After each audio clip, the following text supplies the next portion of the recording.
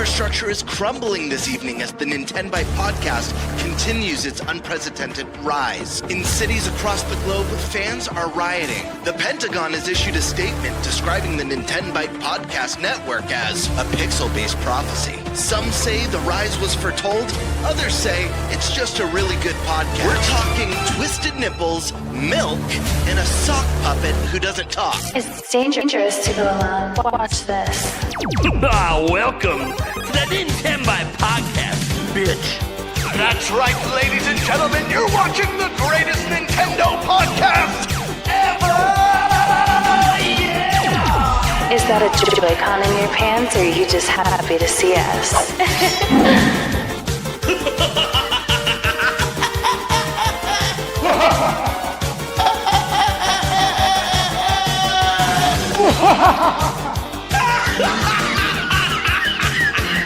Shut up!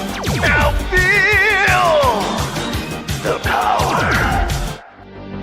Everyone, do you feel that? Oh my god, I feel it! I feel it too, Gamer. What is it? It's the power of our podcast. I feel it! This is rad, Nintenbyte. So rad. Power.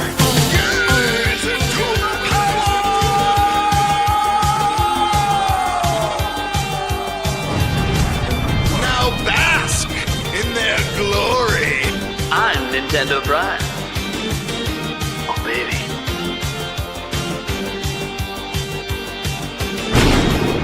I'm Thunderstash.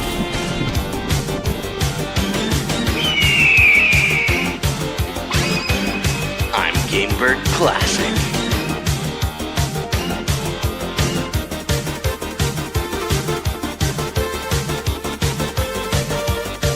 Nintenbyte rules. Let's rock. All right, guys. So normally it's like, oh, welcome to the Nintenbyte Podcast, blah, blah, blah. I just got to say, as I was getting towards the end of that intro, dude, I'm starting to feel nostalgia for the song, the intro song. I'm starting to like literally, it's like positive vibe right at the end. Like I'm like, da, da, da, da, da. I'm like, oh my fucking God, I'm doing this like it's a video game song right now. That really excited me for a moment. I'm like, oh, dude, I'm so nostalgic for our own intro, and it's not even that old.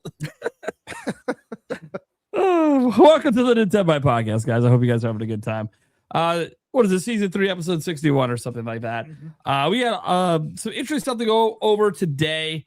2 big topics that we're going to spend probably quite a bit of time on because the industry is seemingly on fire for everyone but Nintendo. Although you could maybe make a small argument Nintendo joined the fray a smidge today. At least there was a negative story about Nintendo today.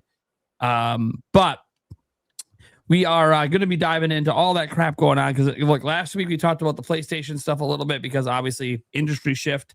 They're getting rid of physical games. Well, there's been more information since then that, look, by the end of this episode, I don't know that I'm not going to be able to beat the allegations of being called a Nintendo shill anymore after today's episode. I'm just going to throw that out there, and I'm sorry because at this point, it's not my fault. I can't keep just like pretending things aren't on fire for the competition right now. I can't. It's so bad. Why do I have to pretend? No, shit's not going good with Sony and Xbox right now, and shit is going good for Nintendo. So like, this needs to be talked about and what's going on. So we're gonna go going over all of that, and then we're gonna be talking about the future of the Nintendo Switch. There was a very interesting story over the last week about the new model for Switch 2 in Europe for the replaceable battery. We have no idea if that's going worldwide or not, but we know it's going in Europe. And through that announcement, we found out that they are going to be no longer providing Switch 1s to sell in Europe as of February 2027. So that is one of 3 major territories that will no longer be selling Switch as soon as they run out of stock, of course. I don't know if retailers are planning to overstock until then or if there's any plans like that. Obviously, it'll depend on how well the consistent sales of Switch are in Europe. So we got to talk about that and what the future for the original Nintendo Switch really is. How long does it have to go? Game support, all that kind of stuff. So when we're going over that, and I got a feeling on a couple other things that we might talk about, but that's what we got for right now. You guys can obviously throughout the show, no matter what channel you're watching this on, send in your super chats and submit your questions for the Q&A section. And who knows, just 4 of us today, so maybe we'll spend a little extra time on those questions as well today.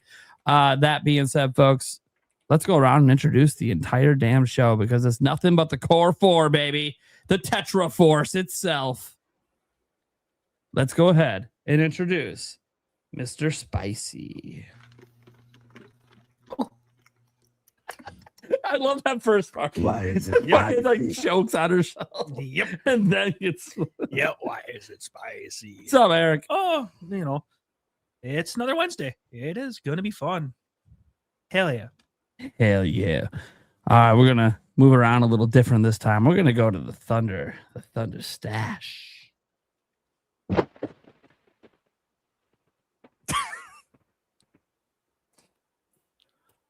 Did it play?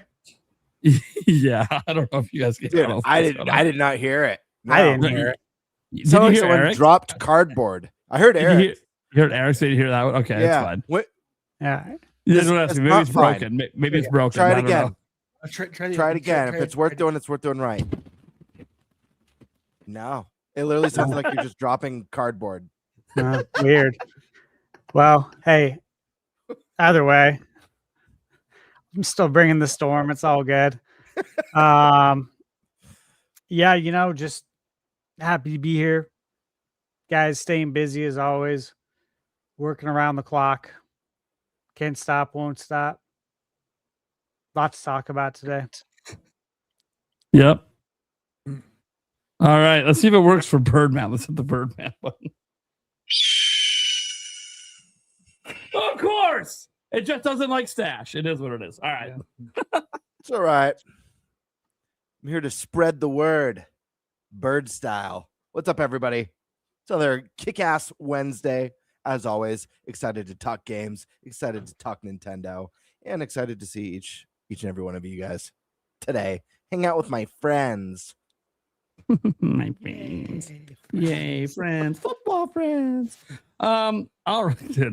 Please say I'm the only one that's seen In-Betweeners. I fucking love that show. It is so good. It's a show from Britain, BBC. Oh my God. You guys will lose your shit. Have you guys seen IT Club at least? It's another show from over there. Love the IT Club. Oh my God. You guys, Stash, you will especially like IT Club a lot. Yeah. It is very Probably good. it's a comedy, but it's like so much of it is relatable. Yeah. Sure. It's great. All right. That being said, folks, we got a couple topics. Someone want to go ahead and hop all over the first topic? What do we got? Anyone? First topic, we're going to go with Yeah, might as well go with Xbox and PlayStation. Yeah, might as well go with the shit show out the gate. I'll take that. I figured you wanted that one since you were the one sending all the links. My dude Stash really wants to, really is ready to just like let loose on this topic. Because last week we kind of danced around it a little bit. It's just become a massive shit show since. There's been so much discourse since then, and so many tidbits that have come out. So that'll be we'll just go with Stash. Just go. We'll figure out who's doing next after. So, okay. Yeah. So of course, guys, last week. News went around the world. We talked about it here on the podcast about physical games with Sony. And, we all gave our take on it. Gave our take on how we feel about it, the impact it's going to have, the domino effect, of course, the nature of the timing, which I'd mentioned last week. I thought the reason they announced it last week was because they knew that the bloodbath was coming on Monday for Xbox. And sure enough, that's what happened. However, people aren't forgetting. If anything, people are getting more mad, which it's been interesting. I feel like the gaming community has kind of come together a little bit on this, which is nice to see. So, of course, just to recap, again, Sony announced last week physical disc. No longer doing them. January 2028. That's it. Gone forever. And since then, a lot has come out. So first, Jason Schreier. He did a big report on it. And I got this summary up here. I'm going to read these off. It's kind of discuss this part. Okay. This is very interesting, to say the least. Yeah, this is some brutal stuff. The Jason Schreier report on PlayStation is really bad. Yeah, it's really bad. I met him at Summer Game Fest. He was very nice. Yeah. So first bullet point, Sony considers their digital player base is large enough to do without those who continue wanting physical disc. Dude, we just stop at that point right there. Yeah, we should just stop at that point. Mm-hmm. If you're a physical player on PlayStation, you should be telling Sony to get the fuck right off. I'm done. Mm-hmm. They just gave you the middle finger. You better be giving it right back. No, I'm not saying sell your PS5 and all your games and all that shit. Obviously, don't do that shit. Right? Hold on to your stuff. I'm just saying that, like, in the future, if you care about physical, you need to get the fuck away from PlayStation. They don't give two shit. They literally just said, we don't care about you. Insane. All right. Sorry. I just can't even believe that. Like, that's even a thought behind this decision. Thought it was all just, we're going to make more money. Now it's like, oh, we don't need the people who buy physical games. They can just fuck off. Yeah. And look, I believe Sony has more data than they let on. For sure. Of course, we'll get into this, but I believe the numbers are skewed for a variety of reasons. The numbers for digital and physical are never going to add up. But they'll make sure they're skewed to look like they are in Sony's favor. Basically, that physical is only for old people. And honestly, I think that's some of the data they have. They probably know what age group is buying physical games. And they're probably like, yeah, if you guys are done, be done. Go take a hike. We don't care. You guys are getting old. It's the young kid. This is what the young kids want. So if you don't want to participate anymore, see you later. And it's a really bold move, because telling people in like their mid 30s to 50s, which by the way, you guys had your time. In the US is the average age of a gamer is like 39.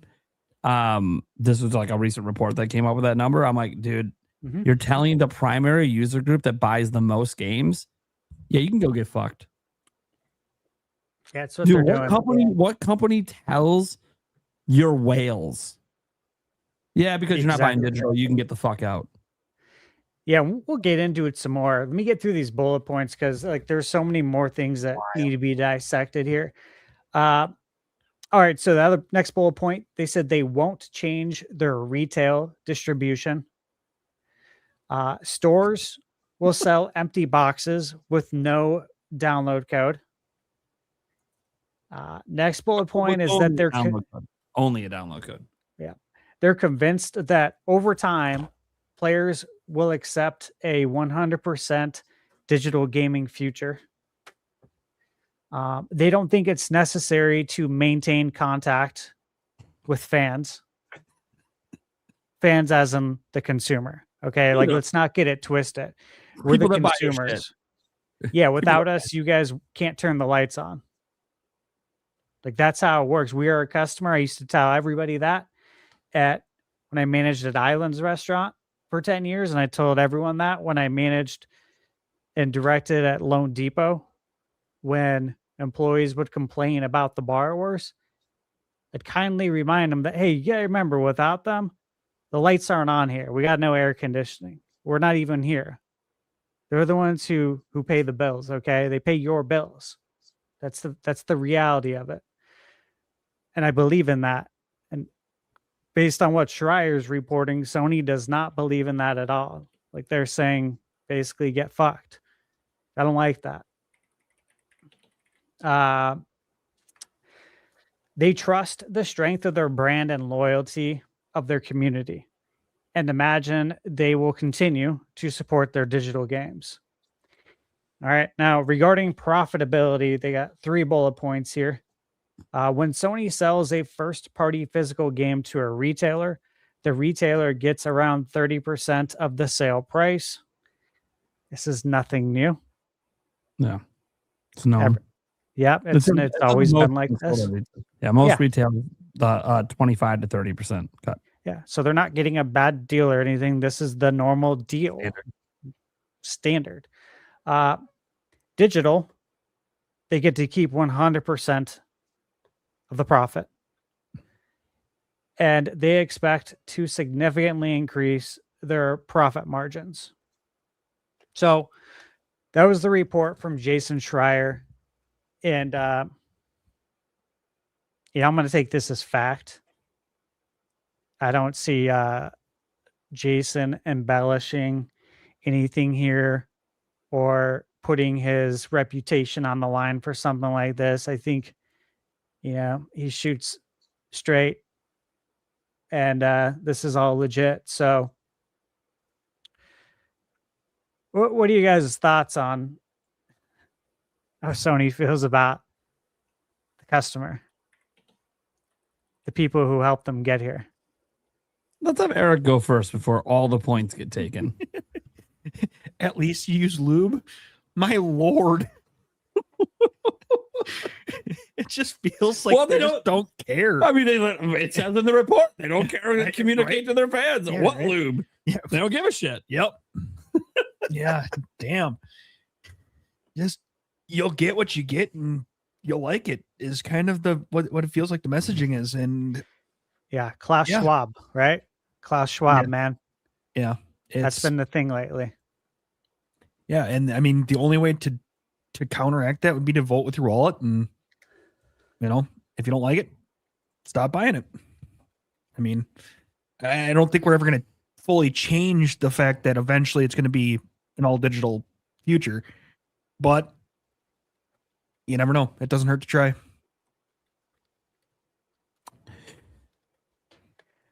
This is just asinine. Dude, I got so many thoughts. I'll just drop a small one here because I might be popping off for a while. I'm gonna throw out that just one thing with Sony that I don't get is like the all digital future. Like that point they said that they believe that that's just going to be the future and people will eventually accept it. I have a general sense that probably is correct. I think in general, all digital is the future, and they're trying to push the future to be now, or at least starting in 2028. So like I get it, and I get that it's more profitable, and I get that they think they'll make more money. I mean, it's all about making money. It's the only reason the decision was made. But like it's crazy hearing about how much they don't care about the fans. And then you think back to their original announcement on this and the way they worded that and how out of touch it was with reality.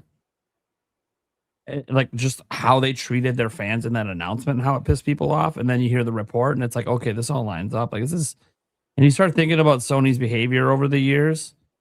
And it's kind of like, maybe it's just kind of always been this way. I mean, they are a multi-billion-dollar corporation. This is just one arm of a big company.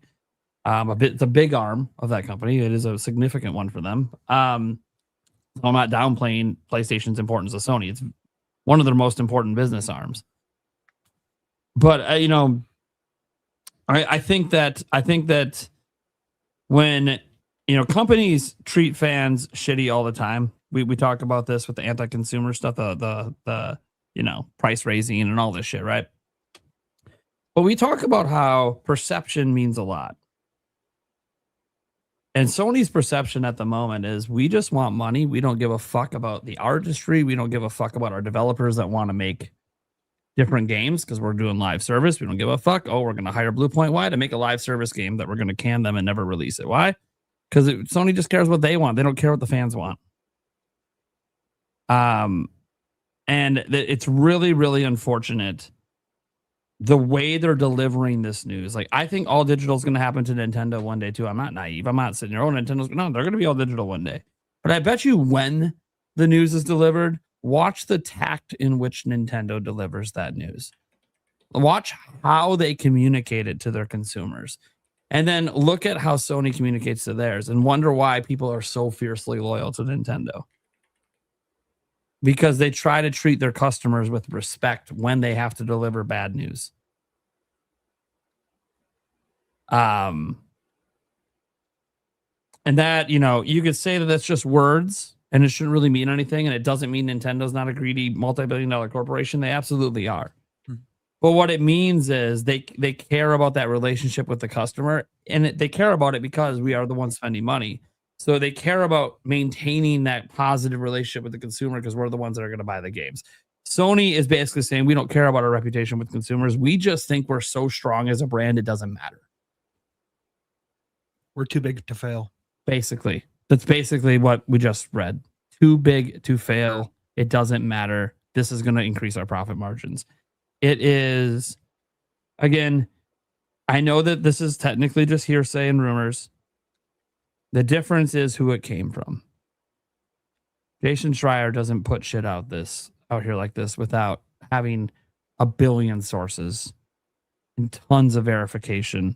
Because this is an extreme. He doesn't like publishing these damning pieces. He goes where the story takes him. He doesn't.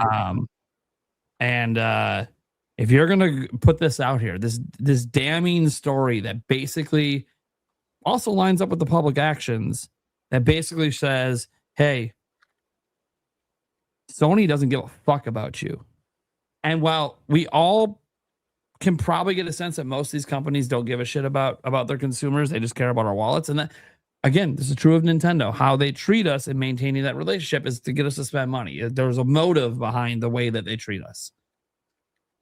But damn, doesn't it feel nice to have a company treat you like they know this sucks? They know the price increase sucks. They don't just randomly up it $150 and say, have a good fucking day. They tell you, hey, we're really fucking sorry. This really sucks. We got to raise the price.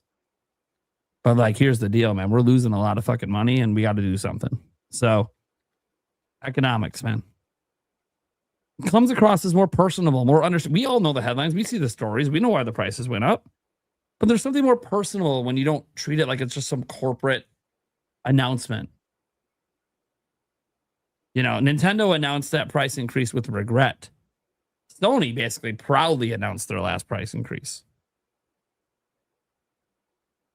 They treated it like it was another fucking Tuesday and go fill up your gas, aka go buy a PS5 for another $150.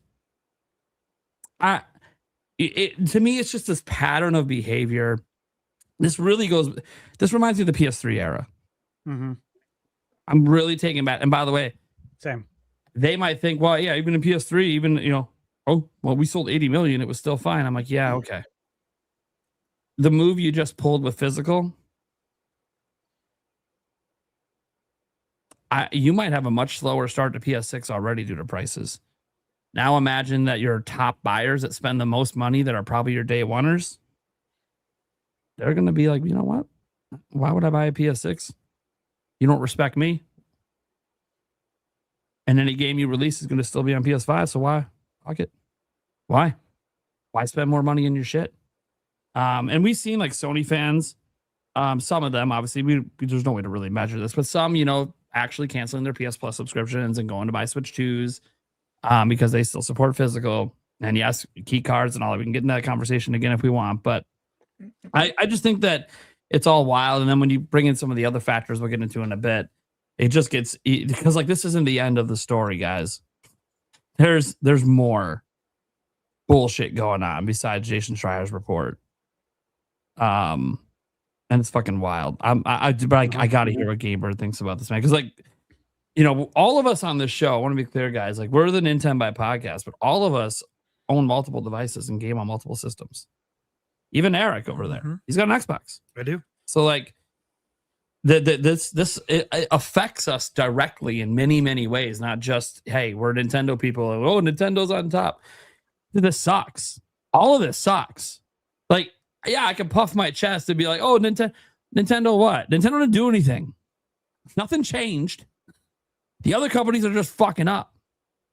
We'll get to the Xbox stuff, I'm sure, another little bit later too. Gamer, what are you thinking about all this? Yeah, so I've got the bullet points pulled up right here just because it's a lot to go through. Yeah. The bottom part of the tweet regarding the profitability, that's all pretty standard stuff. It's exactly what you expect from any company, to be honest. So I'm going to make that one a nothing burger. Obviously, the company's looking to increase profitability like any company would. The top chunk is where it gets into some of the gross behind the scenes stuff. And it's gross because, as a lifelong Sony fan since the PS1 days, you hate to hear things like this about a company that you love or that you've enjoyed. But again, it's one of those things where it's not really surprising. You hear stories about companies like this all the time, not just in the gaming space, just companies in general. And I think the sad part about it is that in a lot of respects, they're right. When they say they're convinced that over time players will accept a 100% digital gaming future, I think they're right. I think people are going to be mad in the beginning. They're definitely going to lose support in the beginning, like any company would. But the fact of the matter is that FOMO is real, and there are plenty of people who will huff and puff and say that they're not supporting something anymore because it breaks what they care about and what's important to them.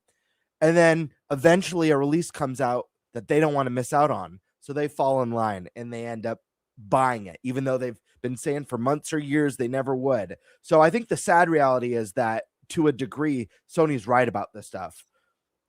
It's just the gross stuff that doesn't sit well. It's awful that they've really shown no concern or regard for, as you guys mentioned, the big chunk of gamers in the world, the 30 to 50-year-olds who make up the bulk of mainstream gaming. And I think there's another part of the story that I know it's not part of the topic, but I think it's worth thinking about.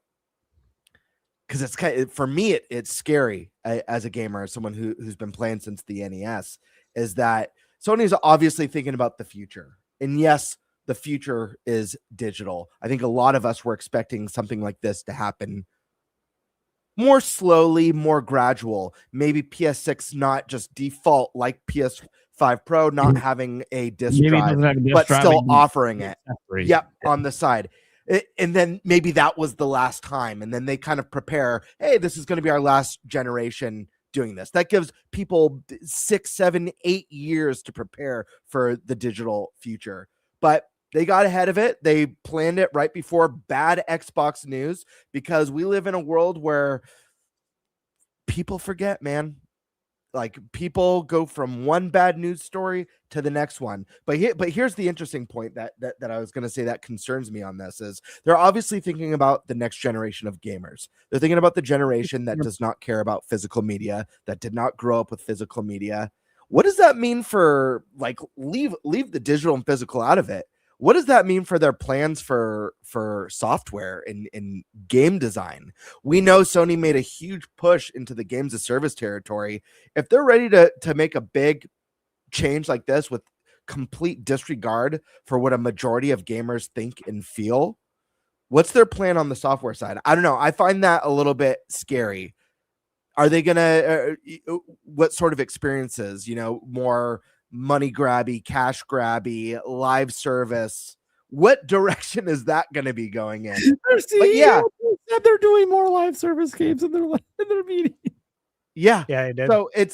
So when you see something like this and that disregard for our generation and the focus on the next generation, I think that's a scary part of it that people just aren't really thinking about. Like, how is this going to actually affect the games that we're playing? Am I even going to be caring about the games that are coming from Sony in 10, 15, 20 years? I don't know. Well, I mean, that remains to be seen. All in all, I know I've said that this feels like normal company bullshit. I've said that I do feel like in time, maybe not in the beginning, people will fall in line because FOMO at some point will hit, even if you stand by your convictions when the console launches. I'm not saying that's everyone. There are people who will stay true to their convictions. I care about physical media. I don't want it to go anywhere. We'll have to see what PlayStation 6 is for me to be interested. I'm a gamer at heart. I don't want to miss out on great experiences if those are still to be had, elsewhere. I'm not going to not watch a great TV show because it's only on streaming. So we'll have to wait and see what comes.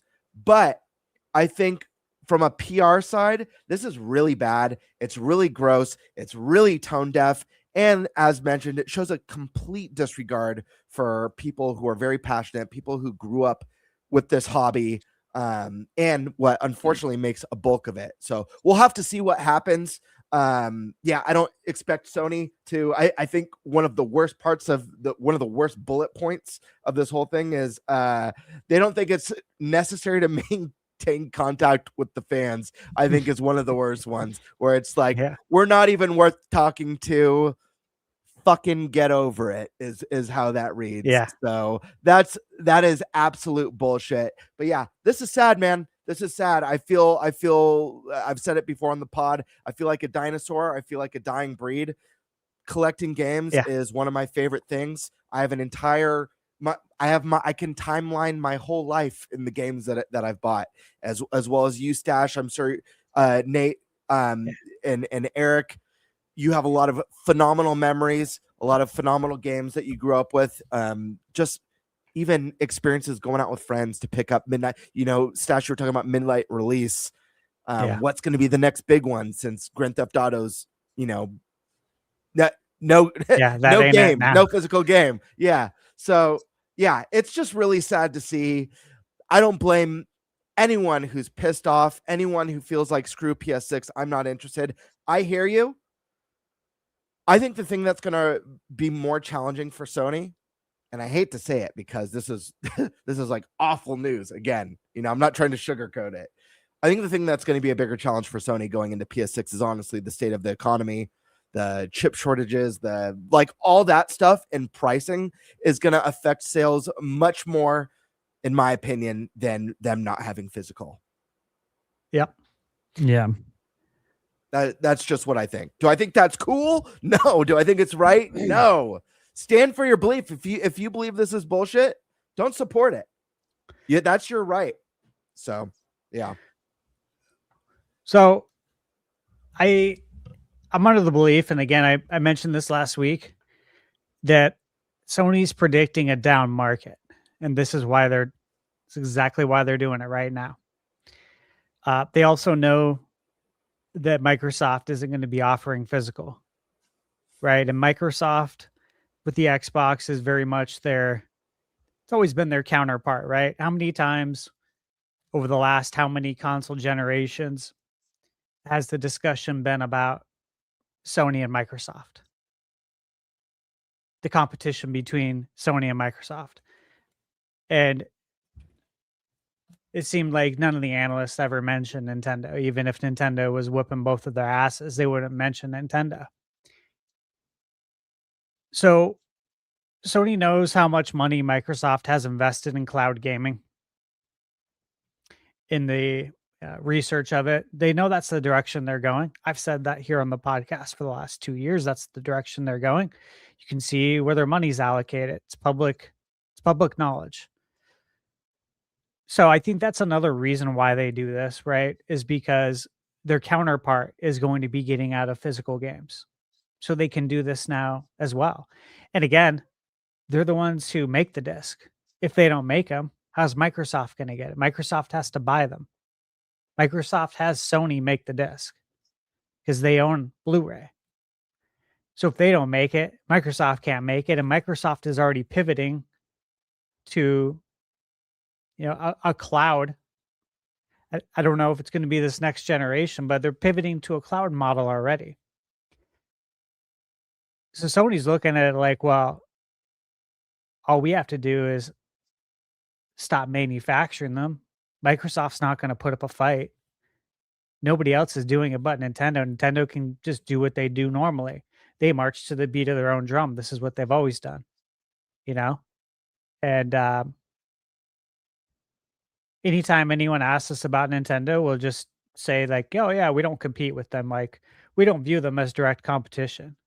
That's what they always say. Unless they're winning, then they'll say something else. But if they're losing, they don't view them as direct competition. We've seen this for 2 decades, 3 decades. Yeah, why do you think a handheld's coming, guys? Yeah, exactly. If Switch wasn't here and successful, this wouldn't exist. This has been happening for ages, though. I mean, there's been a number of videos, reports If you're someone who's been following the industry your whole life, like us, you know that Nintendo's come out with all the innovations and then they're copied. Rumble, right? Then Sony comes out with the DualShock, motion controls. Then Sony comes out with the PlayStation Move. Xbox comes out with the Kinect. Obviously the joystick, right?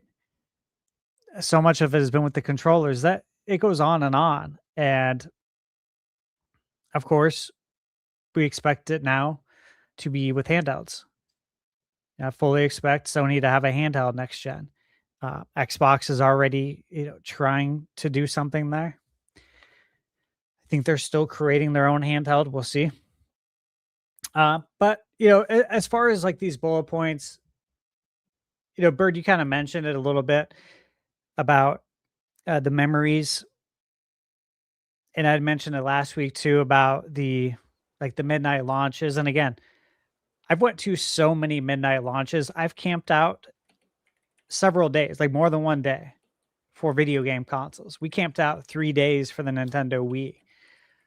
We camped out for all of them though, since the 64. And the amount of cool people and like-minded people you meet at these events, and like the energy that's at the events, the positive energy, the excitement, we're all going into the unknown together, and it's just very unique. There's nothing like it, which is why I've always said, if you ever have the opportunity, you should go to a midnight launch to go experience it. This is why I was going to go to a GTA midnight launch, because it's like, this is going to be fun. It's going to be nostalgic. It's going to be real positive energy. It should be a good time. That's not happening. That's fine. Ocarina of Time, though, I expect that to happen. And I'm telling you guys, you got to go, because as the years go on, there's going to be less and less opportunities for stuff like this to occur, right? Interesting footnote here on that is that stores will still sell empty boxes with the download code. That kind of annoys me because, look, I'll be honest with you, and I've said this a lot. I was excited for Nintendo just to see how this was going to shake out, to be the only company, right, with retail presence. I was like, I really want to see what kind of impact this is going to have. And now Sony's like, no, we're still gonna be at retail. We're still gonna put boxes out there too. So it's gonna look like there's a game, but it's just gonna be a code in a box. It's like, you're gonna get one holiday out of that, and then that section's going away. Sorry, Sony. I don't know if you've noticed, Nintendo's got code in the boxes. You have them too. They're in the discount bins. Those ones we say don't exist? They exist with the code in the box games. Like, I'm not even kidding. You can go to Walmart and find your $5 code in the box. Like, it's great for consumers, actually. It's a great way to get a really cheap game. But also it means they're not selling. So, like, Sony, you're going to find out that physical buyers aren't going to buy code in boxes. That's just not going to happen. And so retailers are going to stop carrying them. Which, by the way, I don't know why you're even doing it. Like, I guess because you want that shelf space, like Nintendo does, to like let people know there's games. Yeah, but they want a retail. Everyone realizes that they buy multiple and they realize it's just a fucking code. They're not going to buy it anymore. That's what happened with PC games. They started selling them physically as code in the boxes. Then people stopped buying them because why would I buy a code in the box? Yeah. I got a they question just want for the you brand guys. awareness. I got a random question for you guys. You all know I'm not like the biggest tech person, so this might be a stupid question, but is it I mean, obviously we don't know what the PS6 hardware even is. I know there's rumors that it could be a hybrid console. Is it possible that someone designs in the same way third parties make docks for the Switch too, in different peripherals? Is it possible a third party designs a disk drive that works? Is that even possible? I'm tech ignorant, so that might be a dumb question. If the system's ever fully hacked, sure, anything's possible. It would have to be hacked to get like your backwards compatibility at the very least. Yeah. That none of that is supported in the current operating system. Yeah, the OS would have to support that. 100%. And who's going to press the disc? Who's going to make them? Who's going to make Blu-ray? Sony owns it. Yeah. And that's what it ran off of. So it's nice wishful thinking. I mean, I'm just glad Nintendo's still doing Sucks. physical at all, but it's sad to say that this whole situation sucks because, like, even besides those bullet points, I mean, there's like some sus stuff going on around this. Like 2 days after I'll get into that. Yeah, 2 days after they made the announcement, the CEO, dude, what the fuck? Yeah, so let me just jump into that. I am not at all surprised about this. I think this is like pretty obvious, but here's the story. So this is from Insider Gaming. Again, trusted resource. Sony CEO Hiroki Totoki. Love that name. I had a really good name. Love it. He has sold more than half of his stock in the company. So recent U.S. Securities and Exchange SEC filing shows that he sold millions of dollars worth of stock just 2 days after the announcement that PlayStation was going to cease production of physical disc in January 2028. It also came during a time when the stock saw a slight bump in price after the news broke. And again, the reason why it saw a slight bump is because the investors were really happy to hear that we're getting rid of physical, because that means there's going to be more profit for us and that our stocks are going to go up, right? That's exactly why. And so as soon as that news hit, the investors say, all right, you know what? I'm going to buy some more stocks. Meanwhile, Hiroki's like, I don't know what kind of backlash we're going to get, but I'm thinking it's not going to be good. So I'm going to pull out like at least half right now. And then you end up pulling out more than half. So the amount, as it breaks down, according to the SEC filing, he sold 225,000 shares of Sony stock on July 3rd at 2102.02 per share. And again, 4th of July was on Saturday. This always happens. You break really bad news before you go into a holiday weekend. And what always also happens is you sell your stocks before going into a holiday weekend. Because everything blows into the next week. And obviously it's went down since. So he pulled in roughly 4.7 million on the transaction from selling his stocks. So he sold 56% of his total stake in the company. But he wasn't the only executive to make a transaction after the announcement. Also filed on July 3rd, Sony's chief strategy officer sold 25,000 shares of stock, representing around 18% of his total shares, totaling $525,000. So since the sale of the stock, Sony's share price hasn't changed much. In fact, as a publication, Sony shares are trading slightly higher at $21.20. So they've went up 18 cents on the New York Stock Exchange. And in the 8 days since the announcement, Sony stock is up 6%. Because the investors are pumping it right now. Because they're like, hey, They're loving it. we got 30% more coming to us. We no longer have to give that 30% to retail. And look, guys, I want to make this point because I talked about it a lot with Nintendo. And it's that when Super Mario Galaxy 1+2 HD came out, everyone was really upset about the price, right? Like, why is it $70? And I kept saying over and over again, it's because of the IP. You have to protect the pricing of the IP. You can't put Mario on store shelves for $35 or $40 because it makes it look less than to the consumer. It makes it look like this game's not good because it's only $40. And then when the next Mario game comes out and it's $70, people are going to be like, well, why would I buy this Mario game for $70 when you were selling 2 Mario games for $50? It's brand and IP equity. You have to price it accordingly. And now that Sony is going to have exclusive control over pricing on the PlayStation Store, do you think these are going to go on sale? They get to protect it now. Like, they get to control the cost of all these games. Just this week, right? You could pick up, actually, I got it right here. You could pick up Metal Gear Solid Snake Eater on Amazon for $25. If you go to the Sony store right now, it's $69.99. This isn't the only example.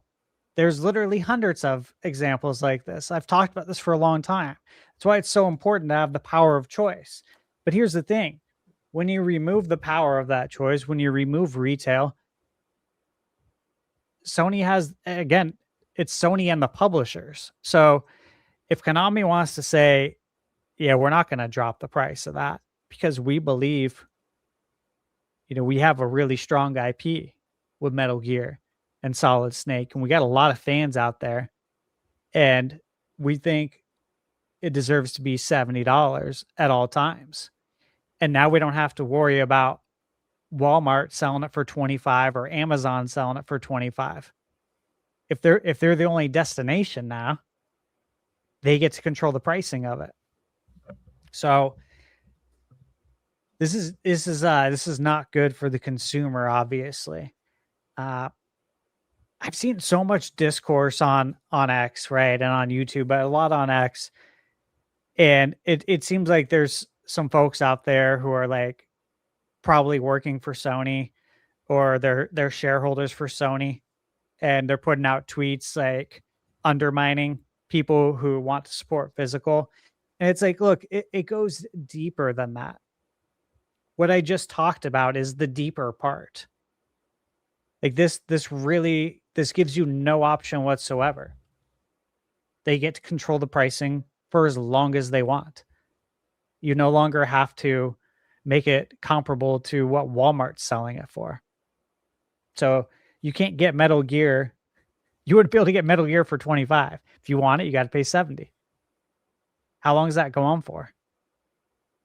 It's scary. It's a scary thought, to be honest with you. So, one other thing, Bird, you mentioned about the memories, and I wanted to touch on that real quick. Mm-hmm.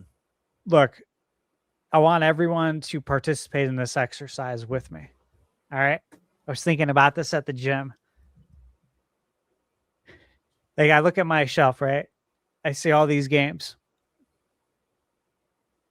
I could pull games off this shelf and probably tell you a story about when I bought it, what I was doing in my life at the time, where I was working, where I was living. Some of these I can go like really deep into a story. And then I want you to go into your digital library and tell me if you can tell me anything about when you bought that digital game.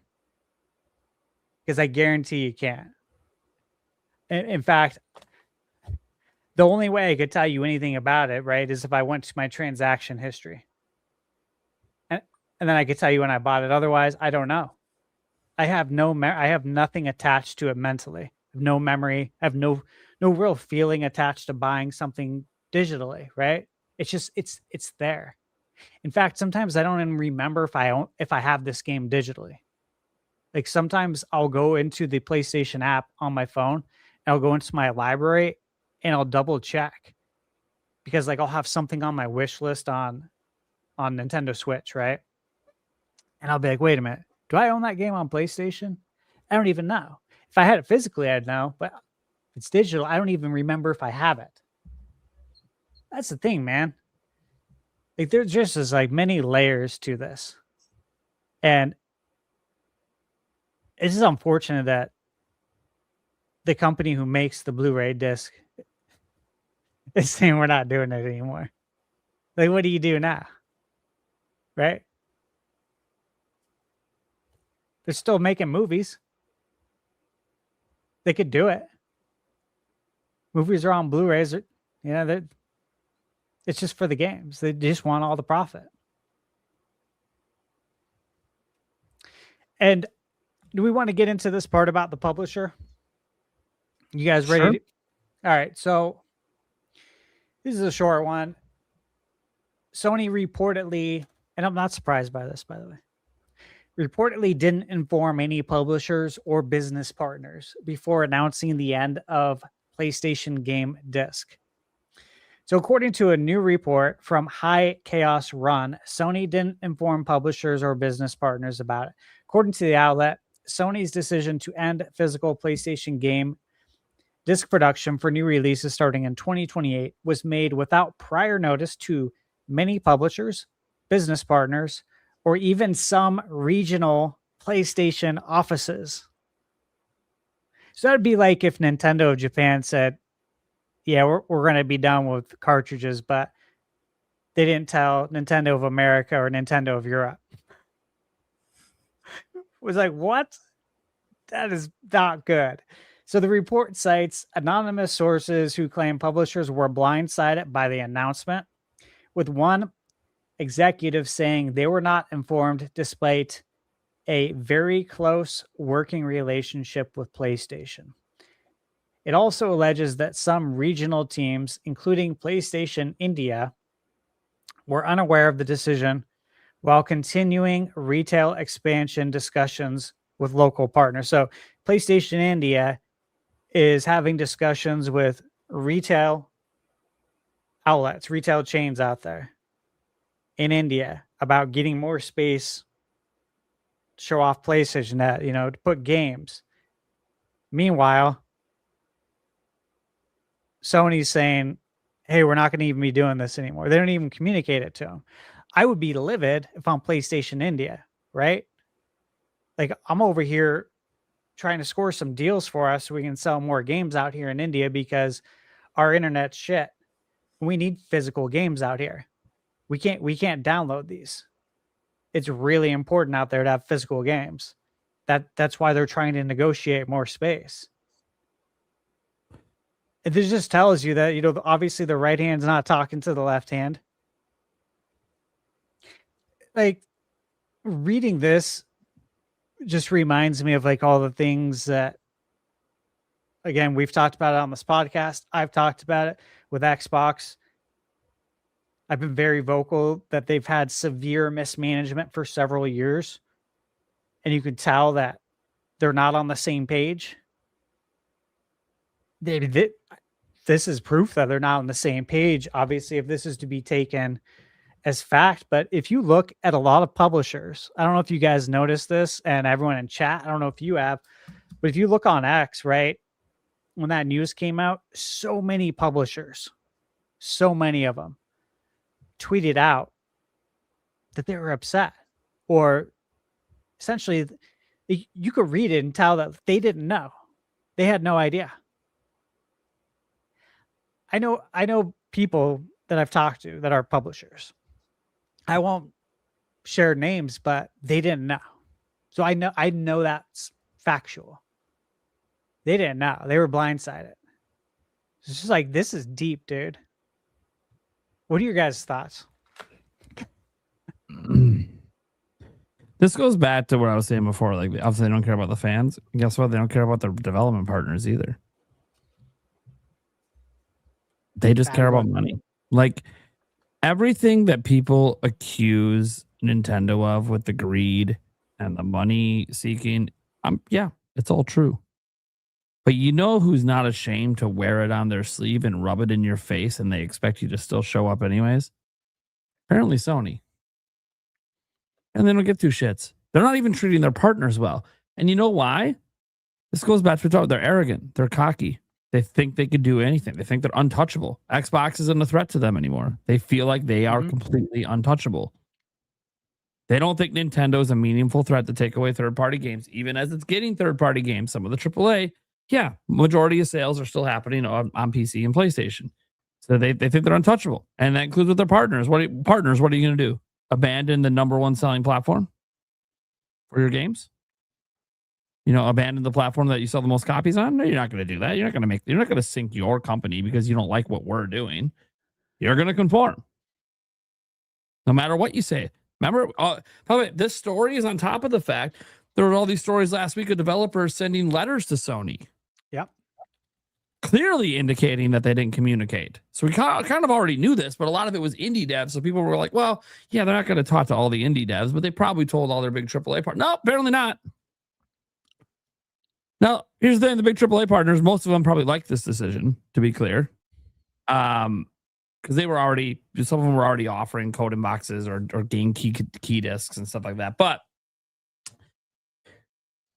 I mean, look, the quiet part's now said out loud, both said out loud literally by Sony, but also by the reports coming out. I feel like this has been a ticking time bomb, obviously, for a while. The whole CEO selling stock and like, look, I'm not going to definitively say it's all related to this. And no, if you guys, for a lot of people, I saw spamming insider trading. It's not insider trading if he does it after the news breaks. It's only if you did it before the news breaks. So that means you knew a piece of news that you were not aware of before he made that decision. But I don't think the stock. So I think the stock selling is related, but I think it's a long-term outlook. I think that, yes, Sony is under pressure to increase profit margins at Sony Interactive Entertainment because their profit margin, their revenue is like best in the whole world. They make more money revenue-wise off gaming than anyone. But their profit margins are small. And there's been a lot of pressure for years now to increase those profit margins. Well, one way to do that is obviously, hey, let's cut out where some of the money's going. We're cutting out retail. But I think the CEO selling off 56% of his stock is a sign that he's not even believing in this direction. Now, part of this could also be that he's 62 and maybe he's getting up to where he's considering retirement. And so he's hedging his bet that Sony stock might go down years from now. And it might be higher right now than it will be then because, well, investors are loving this announcement. Reality is when PS6 arrives, it might be $1,000+. And now your retail presence is just code in boxes. That's going to alienate all the physical gamers that weren't paying attention to this news that buy a PS6 and then discover all the fucking games are key cards. Or not key cards are, well, actually they're worse than key cards. Code in boxes. So you're going to have slow sales because of the economy and the price points. You're going to have dismal, dwindling, if almost non-existent physical sales. And it's entirely possible that, I am not of a belief that any of the console makers are so big they can't fail. Nah. Sony's the closest because their worst generation ever was just 80 million. And Nintendo has a generation with 13 million. They have a generation with Virtual Boy that I don't even know what the sales were, but it was even less than that. Right? So Nintendo has failures, but Nintendo has proven they can bounce back from failure. Sony has never really completely bombed out. PS3 was the worst, but they adjusted the pricing. They got more games out, and it kind of bounced back, and it actually sold more than the Xbox 360 in the end. Well, still relatively probably a successful generation overall, despite it having a really rough start. So they've never experienced failure like Nintendo has and Xbox has. So that's why they have this attitude of, hey, we can do no wrong. Literally, there's nowhere else to go. Xbox fucked up. Nintendo is Nintendo. We never really worried about them to begin with. And you know what? To go after Nintendo's market, we need a handheld. So we'll worry about that with PS6. But then the handheld might also be too expensive to compete. And he might know that too. He still knows information that's not known publicly. That's the thing. It's just you do the trade now, and if like PS6 comes out in 2027 and bombs, he could be like, wow, it's not insider trading. I know it was going to bomb a year from now. So it's an easy way to kind of get a bunch of your stock out of the way when you know the stock's going to be good. If you're thinking by the time PS6 comes out, it might not be so hot. Although I will say, if you're going to do a stock dump, wouldn't this holiday season, when all the reports on the sales for GTA come out, be the time? Because you got to figure their stock's going to fly at that time. Because GTA is going to do numbers for Sony. Who knows? Maybe they know that there's another price increase coming. I mean, he would know. By the way, guys, notice that GTA 6 is digital only. Who gets more of that cut? Sony. Mm-hmm. I mean, so does I think we should get Martha Stewart on the show. Get some insight on the trades. Yeah. Or Nancy. Or good old Nancy. Nancy.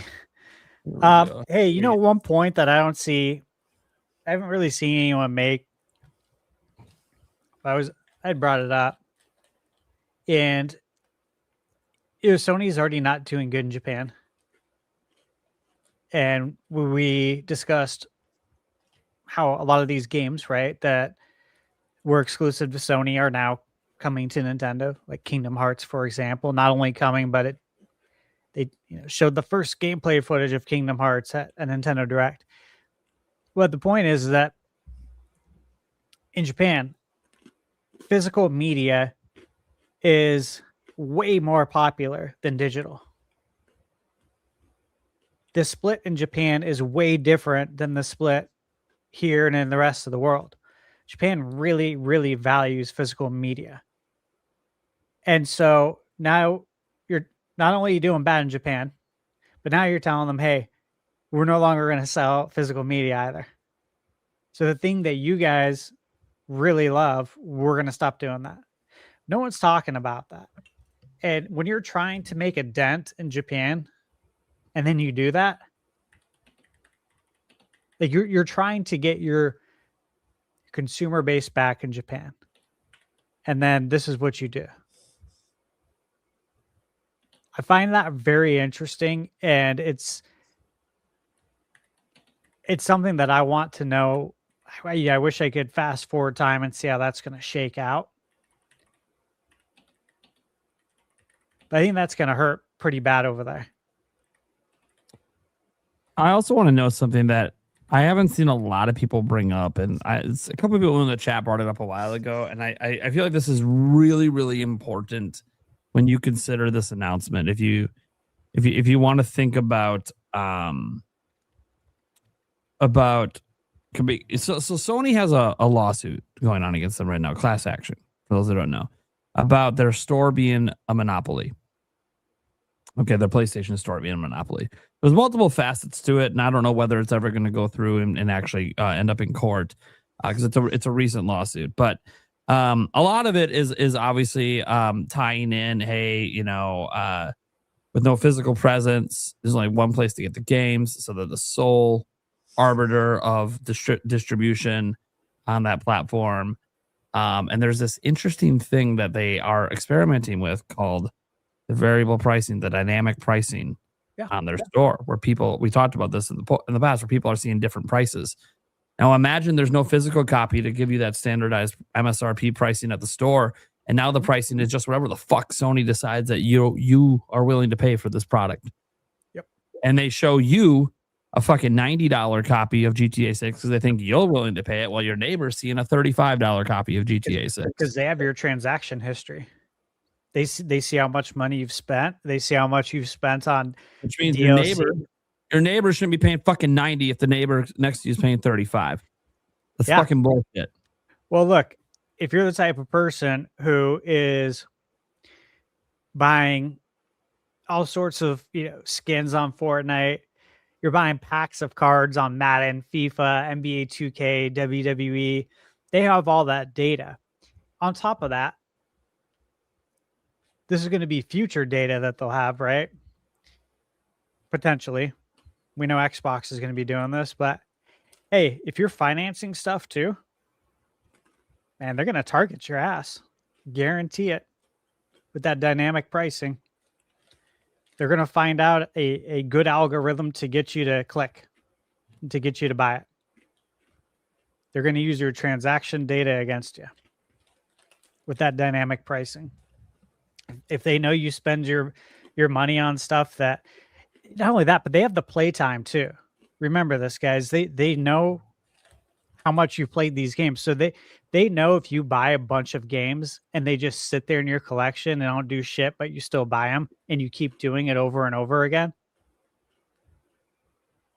they're going to find ways to get more money out of you. They're going to take advantage of people. It's going to be interesting. And again, as I said, the CEO said out loud at the last financial meeting that they're doing even more live service. It's like that when everyone thought they might be pivoting, heading into PS6, no, they're digging their heels in. They're going even harder for it. It is. Look, Sony might be right. This attitude that maybe they're too big to fail, right? Whether it has to do with the pricing of the PS6, whether it has to do with alienating the customers that spend the most money, or just customers in general now, because, this report from Jason Schreier is like, basically they don't give a shit about the fans at all. Publishers being annoyed with them, which, isn't going to make them run away from PlayStation, because again, it's the place that sells the most games, and Sony knows that. That's why I said Sony very much can have all this attitude and get away with all of this stuff. They could be right about all of it. And that's the scary part, is just knowing that. But you would like to think at some point you make enough decisions like this that you'll have one bad generation.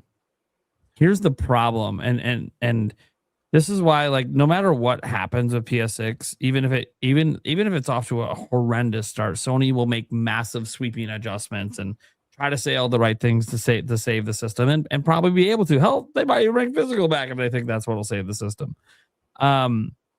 And that's only if it's an actual dire straits and trouble, which it could just be from the price alone. The price alone might be the biggest obstacle to PS6's success. But Sony's never had a generation where they've just flat out failed the whole way. And Sony, the way their business operates, they can't really afford to have like a Wii U generation. They would be in a world of hurt if they had a Wii U generation. And no, I don't necessarily think PS6 is going to sell Wii U level numbers. We haven't seen the thing announced yet. There's no way to really make any predictions other than I do think that it's going to not launch as quickly as PlayStation 5 and PlayStation 4 did.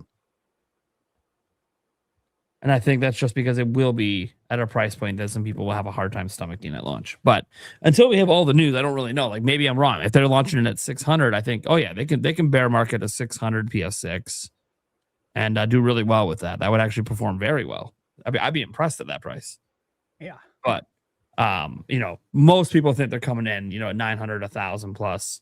And at that point, it's like, okay, yeah, if that's the case, I don't think, I think they're going to have a hard time.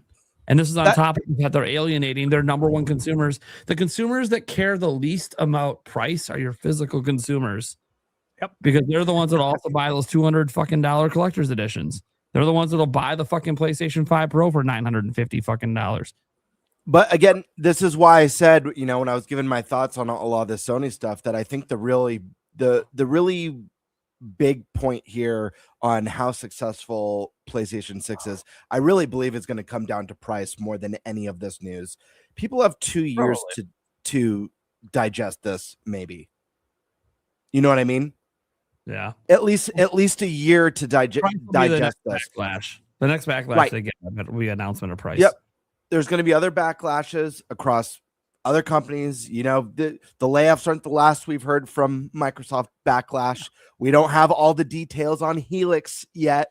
So there's potential massive backlash with Helix. All we got is the shirts. Right. And to be fair, the reports that obviously it's going to be digital only, which we all kind of figured. Microsoft's been pretty much digital only. And we don't know. We also don't know what the next Nintendo backlash is. Granted, Nintendo hasn't had as big of, despite a lot of the hate that came. Mario Kart Tour. It's not as big as this. Listen, mobile game. That alone makes it. Yeah, for sure. But yeah, they've had their. Don't get me wrong. Nintendo's had their fair share of backlash in the Switch 2 gen over game key carts, over variable pricing, among other things. But nothing at this level. So I think people have plenty of time to deal with plenty of highs and lows in the industry across all companies, to where, I don't know. Again, I think there are going to be people who stand by their convictions, but I think at the end of the day, if and when big games drop, I think FOMO is going to go a lot farther than people think in this very emotional state right now. Yeah, it's really, to me, it's going to come down to price. I think a hybrid console I think it's the smart way to go. I think it's the right way to go. I think it enhances the experience. It's one of my favorite things that Nintendo's done, over the course of 2 generations now, is letting me play at home and on the go.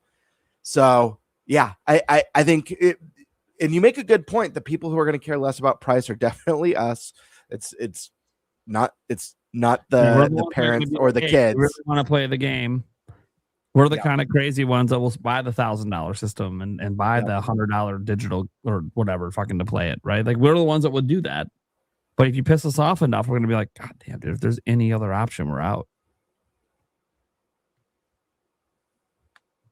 Like, legitimately, like, if third parties start consistently deciding they're gonna put everything on Switch 2, I think you might see a decent amount of customers. I don't think it's gonna be like you're gonna lose their whole player base. That's stupid. Because I do think a majority of their player base probably does just buy digital games or just play like one kind of game, like Call of Duty or GTA all the time. But I do think, could you see a migration of 10 to 20 million?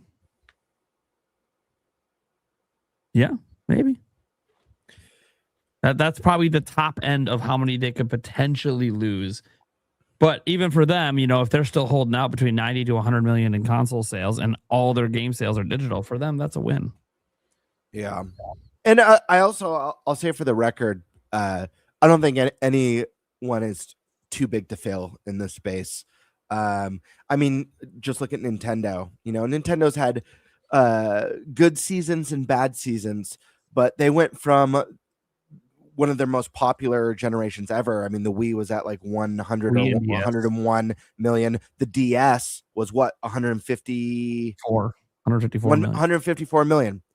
Think about the power. That's across 2 platforms within the same gen. 255 million units sold. They went from that to a console that barely pushed 13 million.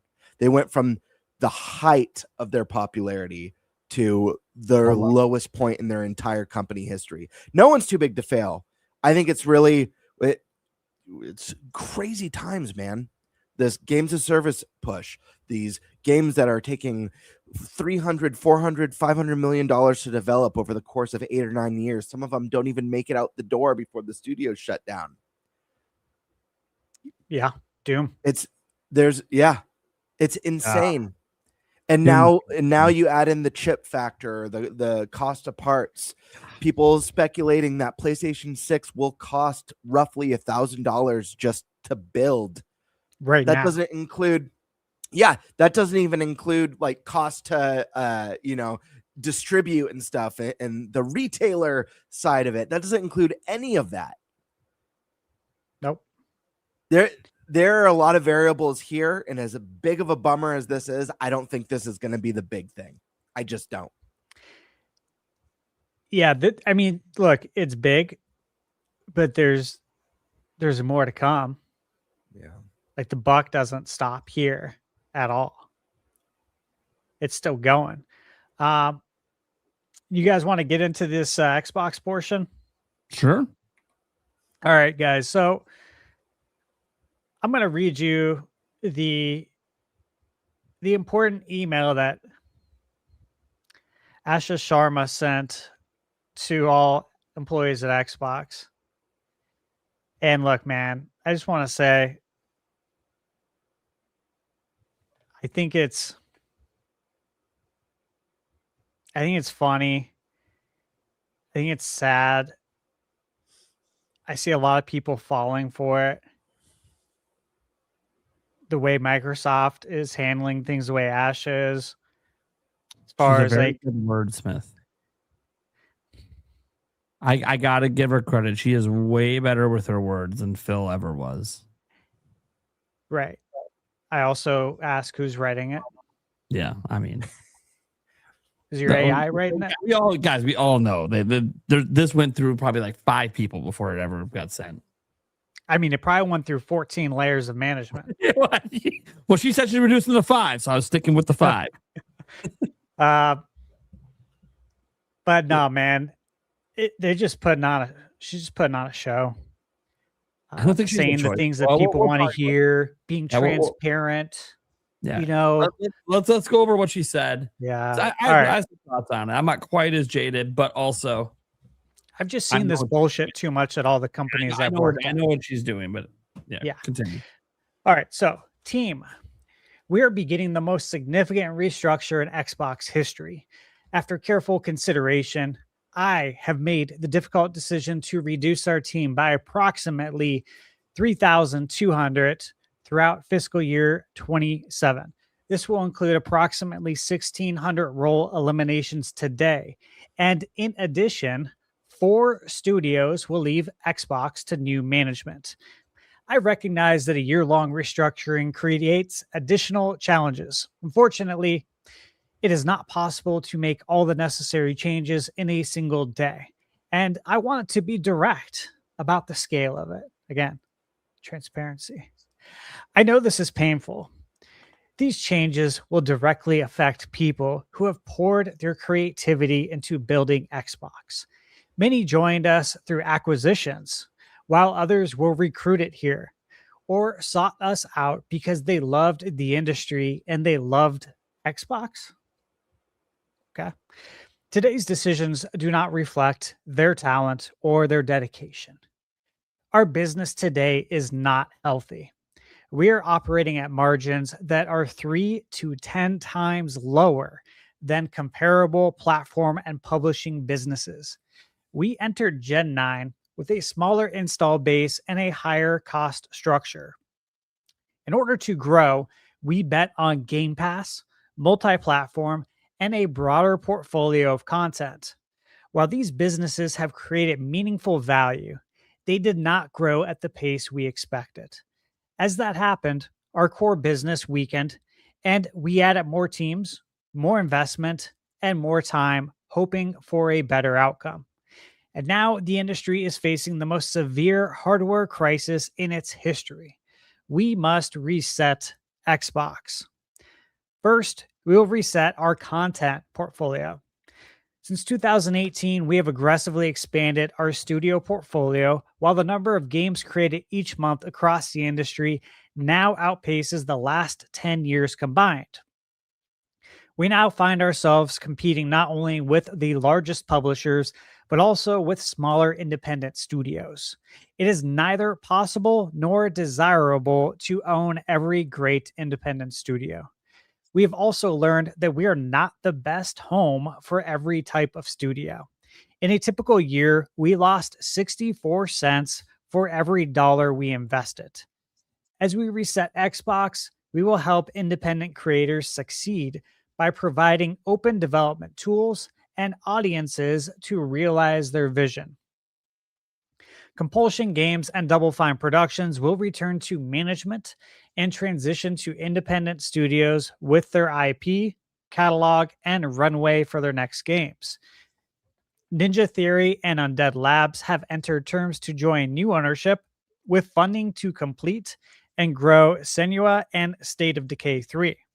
In France, Arcane's management is beginning required consultation with its works council to review potential strategic options.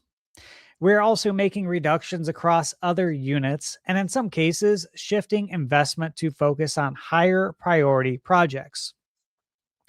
These changes vary in size across Activision, Bethesda, ZeniMax, Blizzard, King, Moong, and Xbox Game Studios. None of our first-party publicly announced games or projects are being canceled as part of these reductions. In addition, Modong and King will now report directly to me. These two studios have increasingly become platforms and are our largest by-month active users. They bring critical geographic, demographic, and differentiation to Xbox, aka they make them the most money. Second, we will reset our platform. We know that great technology gets better when it gets simpler, not bigger. Today, in some parts of the company, work passes through as many as 14 layers of management.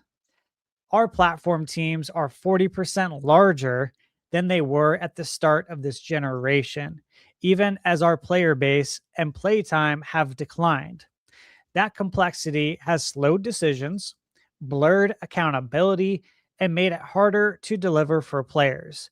As we reset Xbox, we will simplify. We will reduce management layers to no more than 5, and where possible, 3.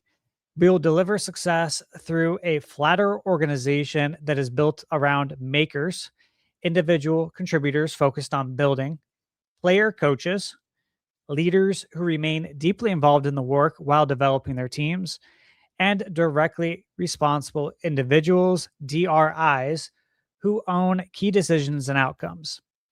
And we will streamline how we work across our tools with a cleaner code base, shared services, and 50% reduced vendor spend.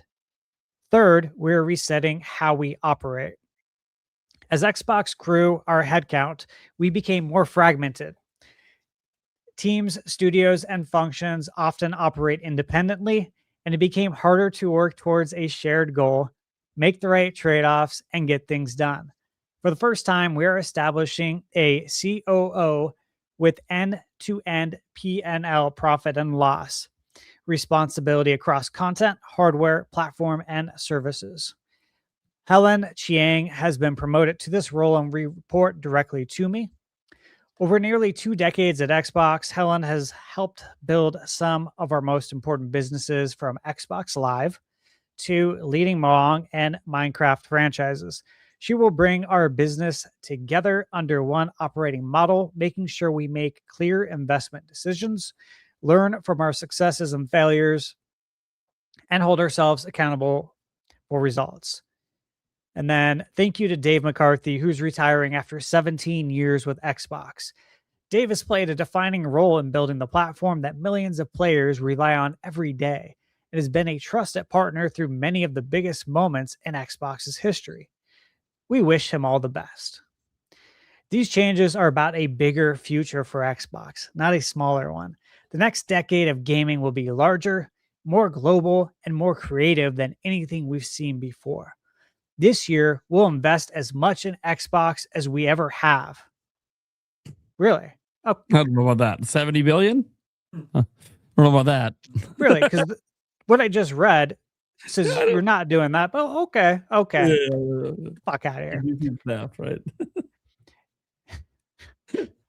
So we'll invest with greater focus, greater discipline, and greater clarity, all in service of making Xbox where the world plays and creates.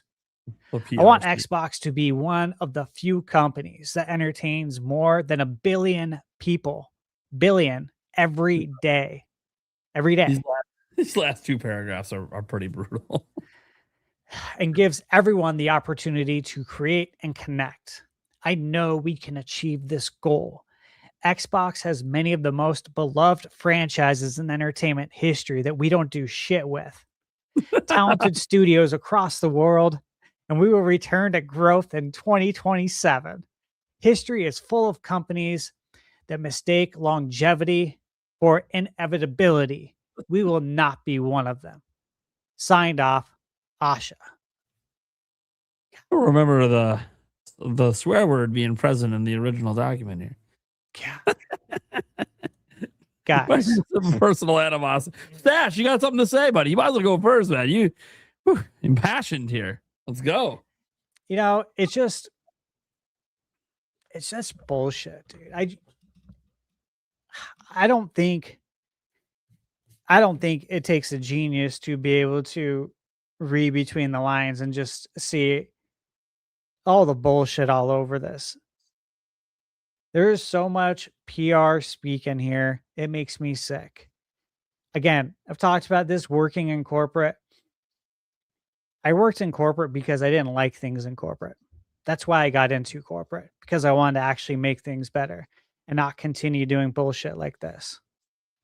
And look, I was like smiling and laughing at certain parts when I was reading this, because this is exactly what I said on the podcast like 2 years ago. None of these reports were out. but literally called how bad they were operating, saying they have severe mismanagement, organizational bloat. I mean, are you kidding me, dude? That's insane. 14 layers of management. You only have that if you have severe mismanagement. And I also mentioned that I feel like Microsoft operates like NASA, which is no departments talk to each other. And it's by design over there at NASA, right? Mhm. It shouldn't be like that here. Everyone should be working together, but they don't. It even said like we're fragmented. I find this so silly, you know, like we have the most beloved franchises, yet we canceled Perfect Dark. Yet we sit on Banjo Kazooie and don't do shit. We sit on Conquer and don't do shit. This is just feeding people loads of bullshit. And in my opinion, Asha believes that gamers are largely sheep. Just like Sony does too. You'll take it.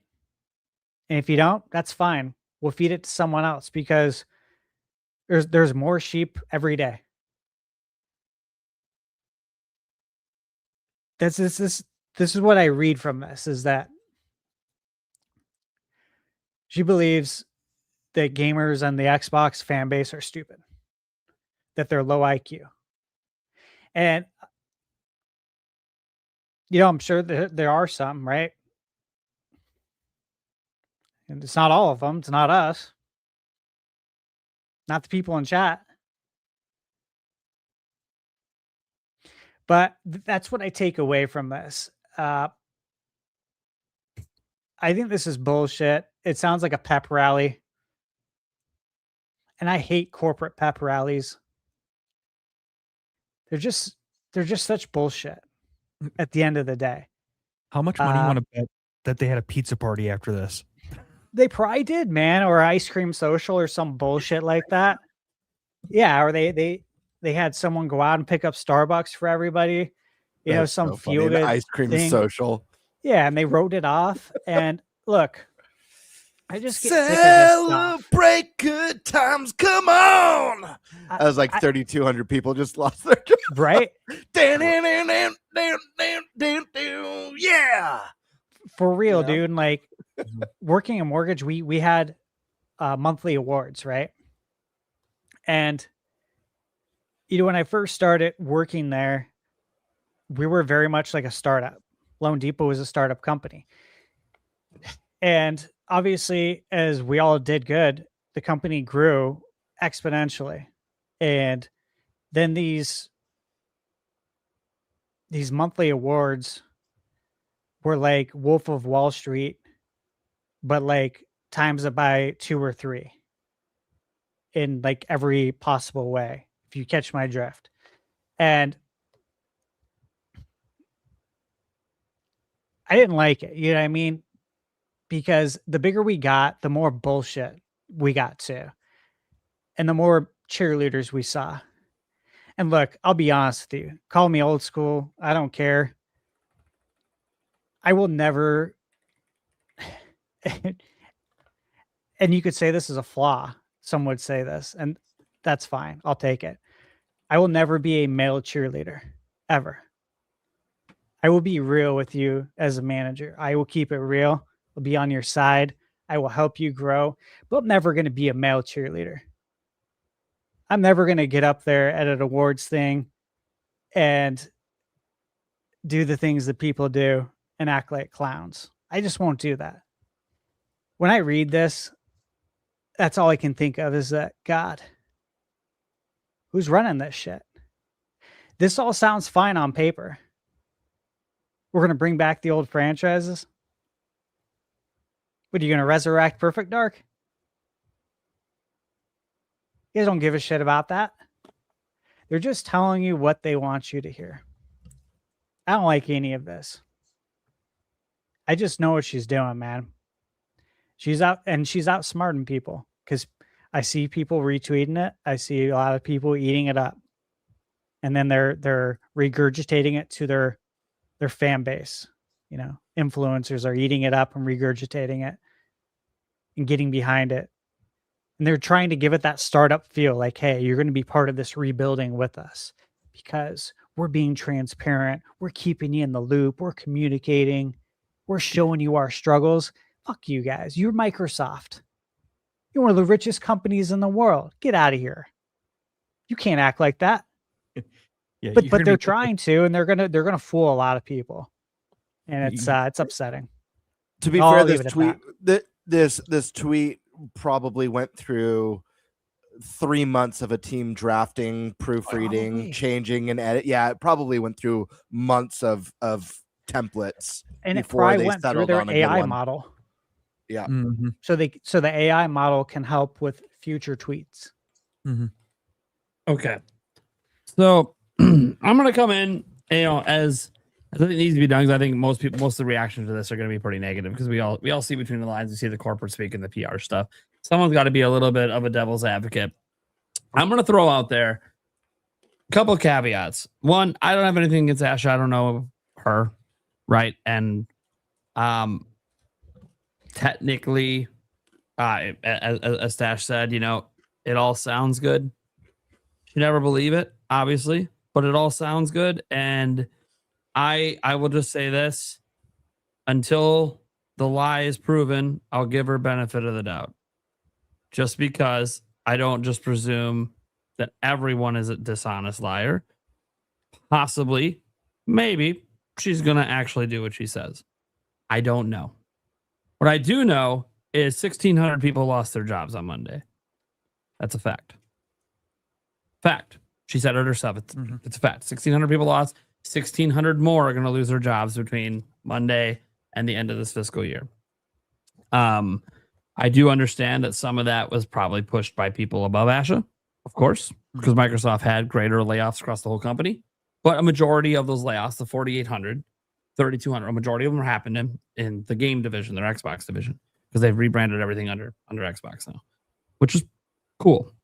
I think that you see some of the reductions. The one that's really got people upset right now is id Software. It's a huge one. It's got a lot of people mad because they let go more than half the team, and seemingly, based on the reports, almost the entire programming team. Which, how can you make another Doom game without a programming team? You can't. Yeah, you can't. Now, it's possible that, here's the thing about restructures, because I do think there is a restructure going on, obviously. And I do think that I will give Microsoft one smidge of credit. Or maybe Asha, and this could all just be, I want to note, this is probably just for the look. But it doesn't change that it happened. They didn't close any studios. They let a bunch of studios walk. And one studio in particular getting to keep some actual pretty well-known IP, getting to keep it when they walk. Prime. It's a PR move. It's a total PR move. But it is still good, regardless of the PR move, that the studios are still around. A couple have new ownership. Some are going independent. That gives them the best shot to find their own way and find their own path to success. What sucks is the ones they kept and the staff they're reducing at those. That's the part that really hurts. And that's just a fact. Now, I will say that I do. Asha's post, I think, has some truth in it. All of these things always do. It's always seeds of truth. That's what makes it sound so believable to believe everything. There's always some seeds of truth.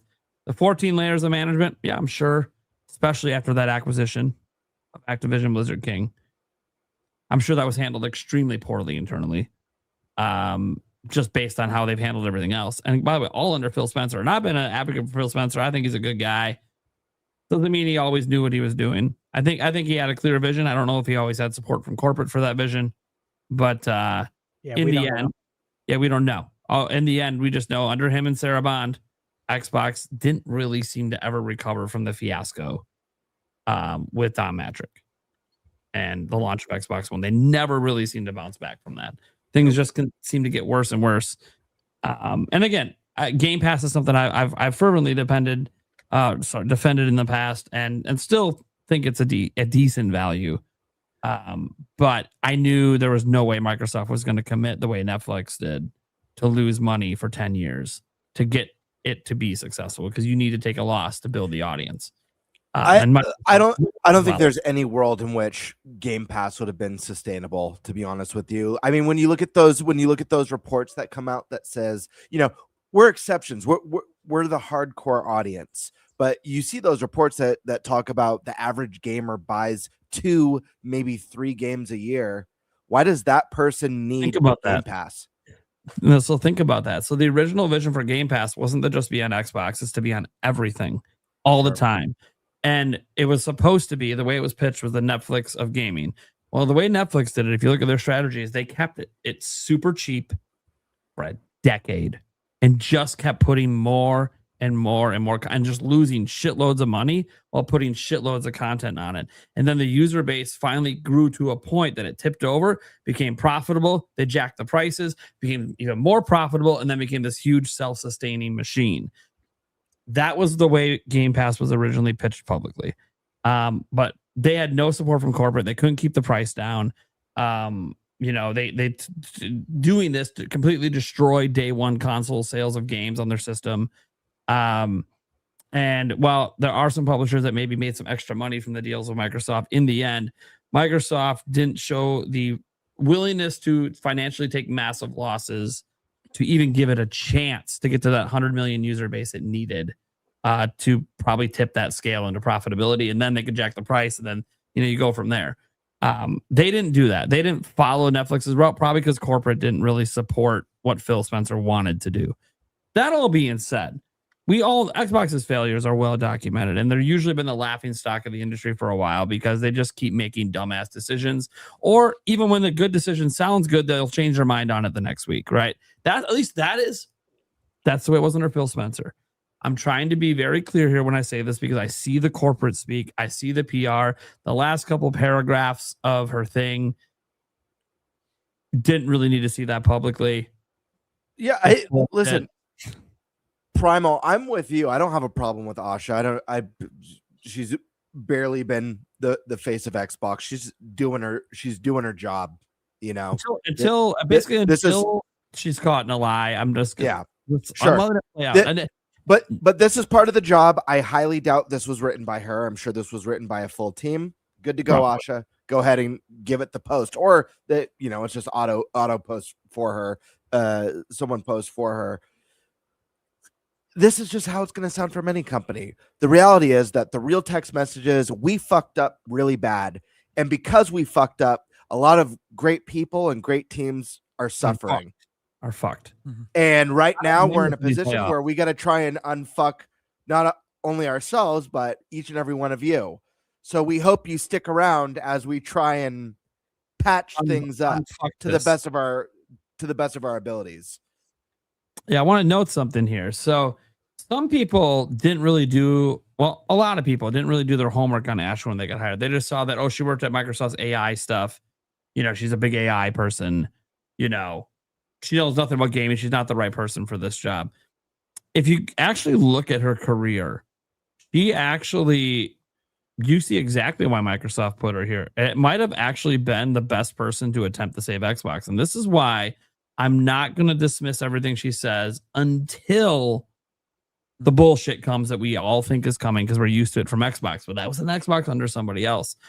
Maybe it all was Phil Spencer's fault. Maybe with this thing where we blame upper corporate, maybe it really never was them. Maybe Phil just literally is a bad manager. And that is entirely possible. And when he's the guy at the top, that means everything below him is going to be a shit show. That said, we don't know behind the scenes stuff. What we do know is that Asha has a history of blowing up and saving companies and platforms. She literally did it with Microsoft. Obviously, has helping a startup kind of blow up with Microsoft that was not doing very well, and now has $1 billion valuation. She did it at Meta. She helped Instagram and Messenger blow up before they did. They were in trouble, and she helped them blow up and become what they are today. Instacart was in trouble for a while, and as COO, she helped come up with the product and design and marketing operations to turn that around and turn that into a profitable business. And then she came back to Microsoft, and that's what people all reference, the whole Core AI 2 years. Forgetting her entire career has been all about saving companies. That's all she's done. That's literally what she's known for. It's all she's done in the business world is save companies. So that being the case, that being her history, it's understandable why Microsoft, look at all these different roles. Think she had experience in fucking Instagram and Messenger at the time that she got hired there? No. She knows how to manage things well, I think, is basically the gist I'm getting from her career. She's really good at managing, but she might not always be the expert in the field. But sometimes the best people to manage are the ones that can recognize the smart ones. The smart ones that have the good ideas. And she seems to be, at least her career indicates, she is a person like that. She's a great manager who is really good at getting the right people, listening to the right people. Now, that all being said, and she might have a little runway because she's done it twice at Microsoft to help them save some project they had.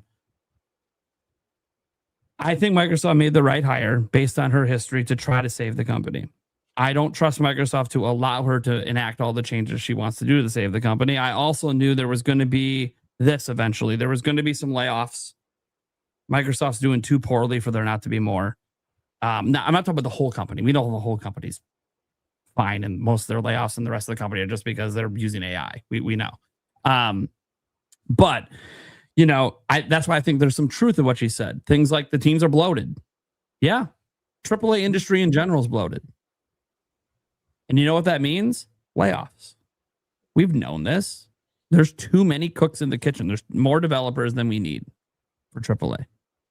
Now, it's not the developers' fault. It's the companies who, especially during COVID, decided to overinvest in shit they shouldn't have.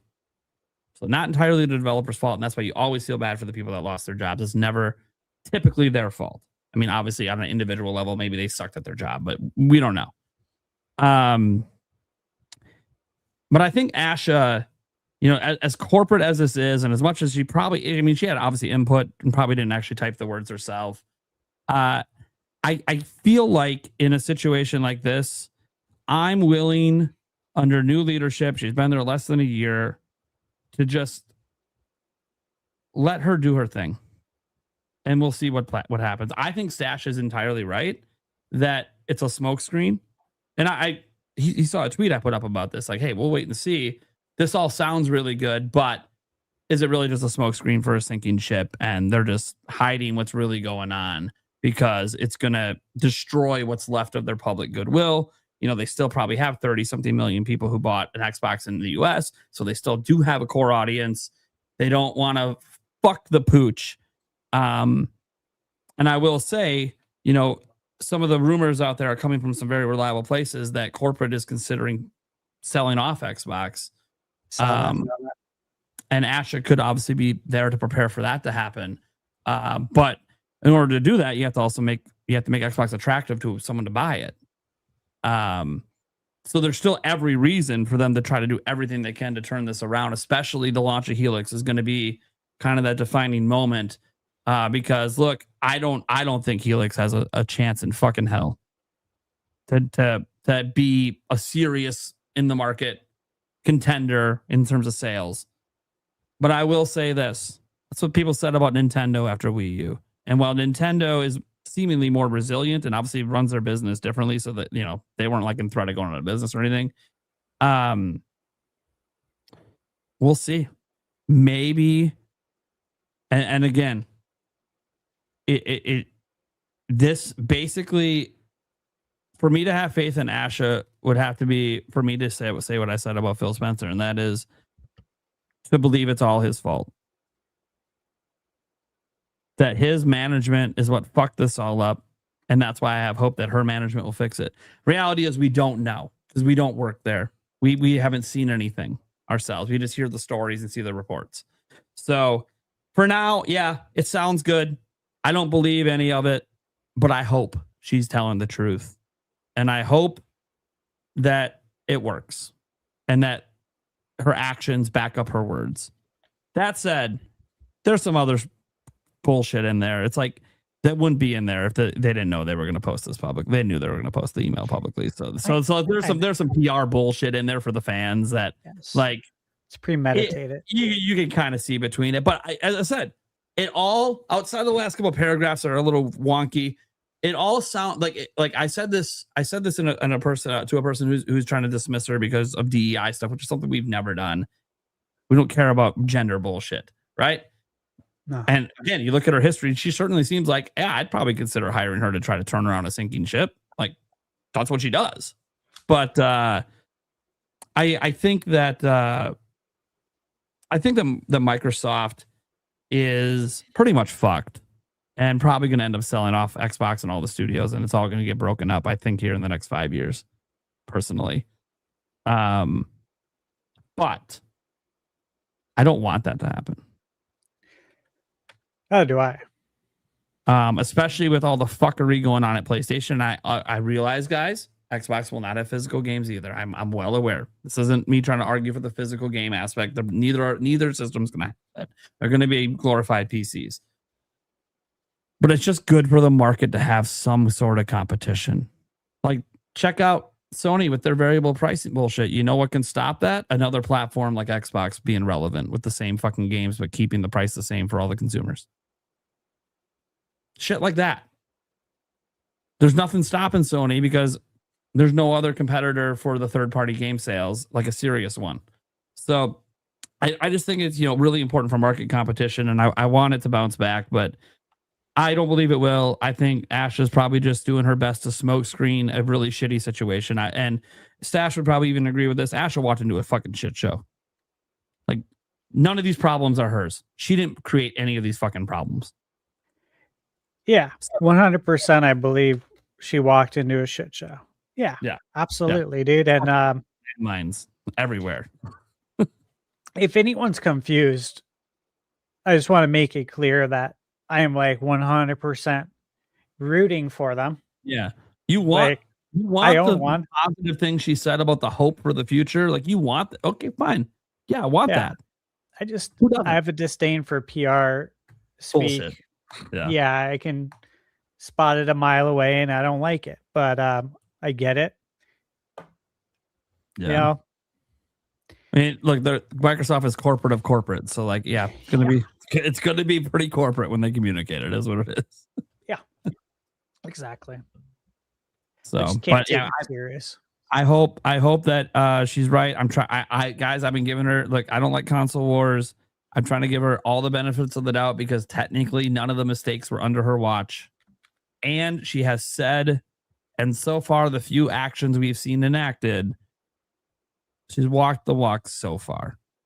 The only real action so far you could probably point to being the reduction of price of Game Pass. She said it. She did it. She explained what she had to sacrifice to make it work. But it also was pretty obvious because Call of Duty is their biggest moneymaker and probably made fucking nothing on Game Pass anyways. So it's just the right decision. Instead of raising the price, it was always the right decision to just remove Call of Duty. Everyone thought it was weird that there's no way Call of Duty was going to stay on Game Pass. They thought that from the moment they bought the fucking franchise. So yeah, they'll make more money now because of it. So basically what I'm trying to say is I like what she's saying for the most part, besides for the PR portions, which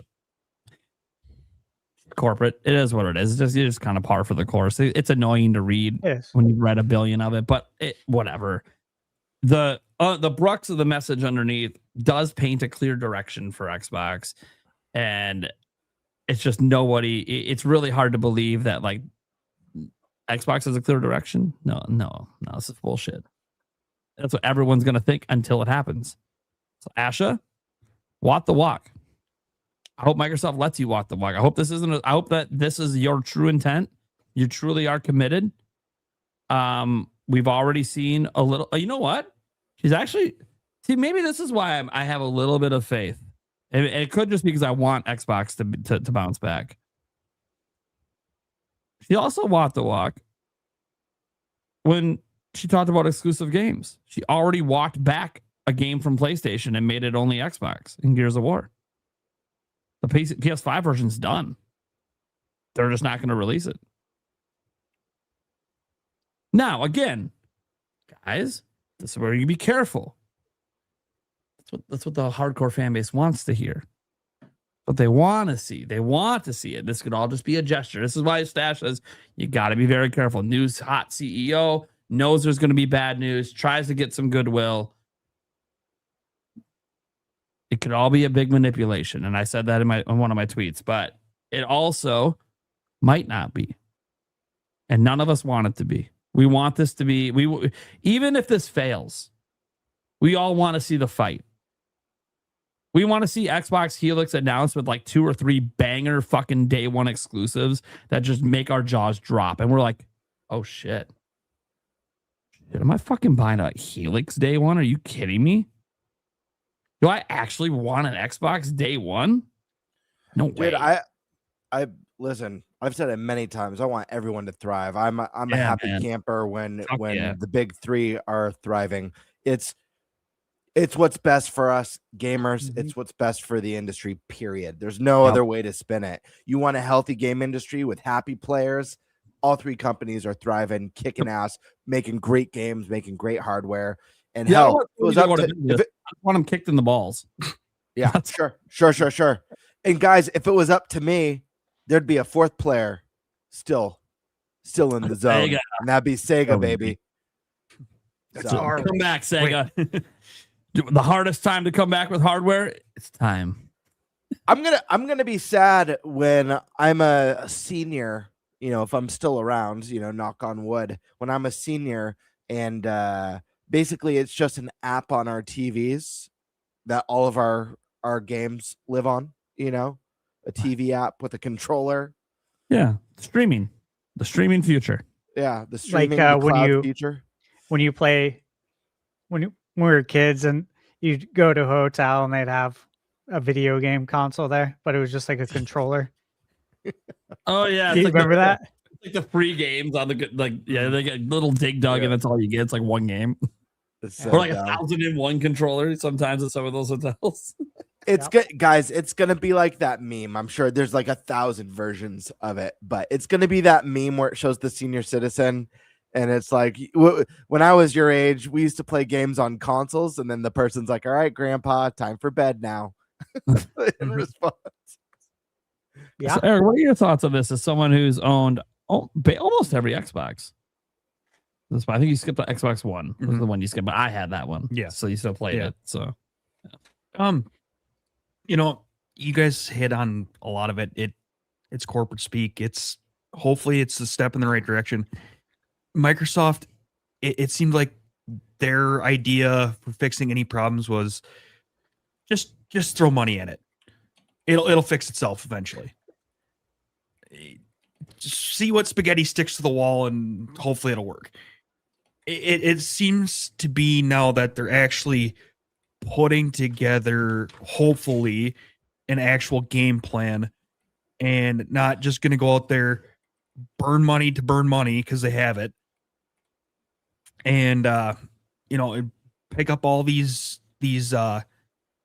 game dev studios to then just turn around and close them and not do anything with them. None of their games, none of their anything, just buy them to fold them. Hopefully that part's over. Hopefully they have an actual nice game plan. They actually stick to this game plan. And then hopefully that means in the future, there's less layoffs because there's less game studios closing because they're not spending their money wildly stupidly and stuff like that. One of my biggest issues with this, though, it was kind of really funny, though. It was like, where the hell was it? Oh yeah. And now the industry is facing the most severe hardware crisis in history. Motherfuckers, you guys are part of the fucking problem. Microsoft, you and your goddamn fucking AI buying up all these goddamn RAM chips. You're part of the fucking problem. Jesus Christ. I'm sorry, but my Lord. I had to throw that one in there. I was like, that one got me. I'm like, you're part of the problem. You're causing it. So yeah, I had to throw that part in there. Yeah. And she in particular worked at one of their AI teams. Yeah, So it's right, like, you right, know. right. And I do have one more thing to say.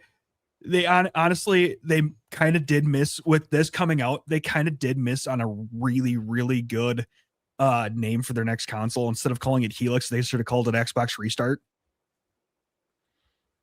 Oh, And jeez. I actually think it would have been actually really good way to go, because it's a restart on the Xbox, and then you can go Xbox 2, 3, 4. Yeah, I mean, You know, that's shut number it one. to begin with. By the way, Microsoft, if you really believe that you can pull off this success, I'll know by what you name the system, because the name of the system needs to set up a future for future systems. So Right. Don't you have filled in. All right. Yeah. They should call it Xbox Forlorn Hope. I mean, look, I'm not even The opposed. Last to them Crusade, just since they calling got the it indie fucking- rights. I don't even care if they just call it Xbox. Yeah, right. Just total brand reset. Fuck just Xbox. You can play What if they every drop game the X? ever released on any Xbox ever. Cool. And There you go. Reset. What if they drop the X? just call it a box. No, box. Naming the Xbox 720 would get him the most amount of goodwill. Oh, Because Yeah, that's a fan Yeah. call back there. Yeah, one thing you can't say about Microsoft is they don't care about the fans, because they spend a lot of time talking to fans. They do. So they I mean, at least the Xbox department does. Like they seemingly, and this is even true under Phil, they do seemingly actually care about their gamers. But like sometimes Microsoft a little too much. I'm gonna be honest with you guys. Like, as an example, you had layoffs today, right? Or on Monday. You didn't need to have this giant planned corporate email release. Okay. Yes, a press release was probably going to be needed. And the press release could have a little bit of that corporate PR speak in it, which always is. But you didn't have to have like her come out like, oh yeah, I'm running Xbox, and here's what I sent to our internal teams. I'm like, yeah, you probably did send it to your internal team. I'm sure you're not lying. But like, there was a lot of communication with your internal teams, I'm assuming, before this fucking thing was sent. So the real communication. So it's like it's obviously just a whitewash for the public, but it doesn't mean that she doesn't have a vision. It doesn't mean she doesn't have a plan. It doesn't mean that she's not going to try to execute it. And it's just, we don't know if it's going to work. We don't know if she's lying. We don't know if Microsoft's going to let her do it. We don't know a lot of things. What we do know is what she says. And we do know that some of the things she says, she's already stood by. Whether that was to create a smokescreen so we believe her more, or whether that's just who she is, we're going to find out over the next couple of years heading into Helix. And if you hear me sounding a little more hopeful for Microsoft, it's because they're already down. They're already down pretty bad. Deservedly so. They're in the dirt. Like, we're talking about a company whose parent company is thinking about selling them off, and they might never make hardware again. I'm just noting that like Microsoft's in the shitter, so I'm trying to have hope. Trying really hard to have hope. PlayStation's different. I'll be hard on them right now because look, they might be right and they might be too big to fail, and that scares me. That like they could just treat customers like. We know all corporations just view customers as dollar signs, but you're never supposed to say it out loud. And you're never supposed to behave so consistently as if they're just checkbooks. Like, people act like Nintendo is that way. And yes, Nintendo is that way. They want your money, but at least they'll be nice to you about it when they ask for it. Sony is like, you know what Sony's reminding me of right now?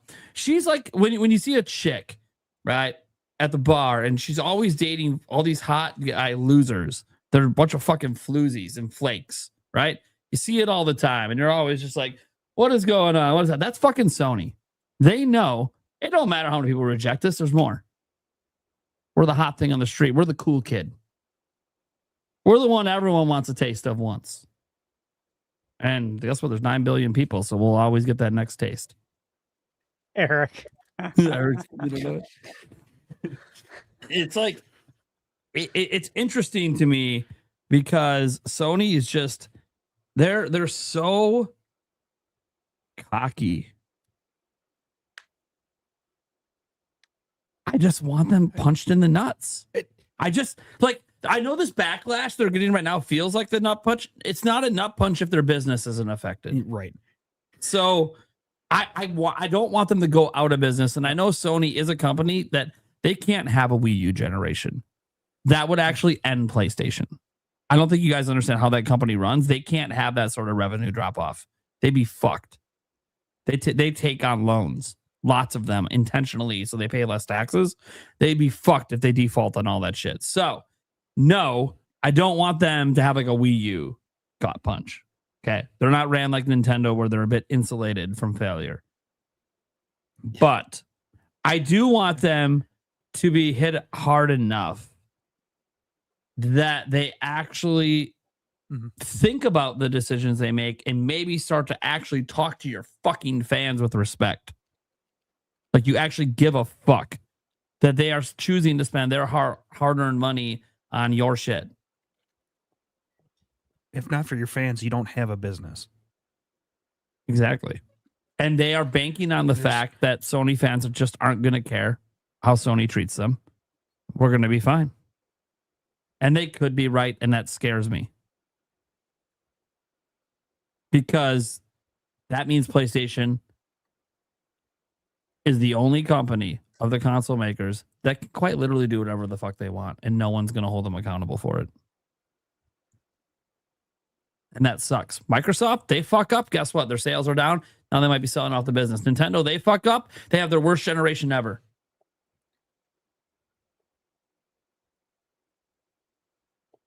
Consumers held those companies accountable for their fuck ups. Mm-hmm. Can we hold Sony accountable, please? Mm-hmm. We need to make them feel it a little bit.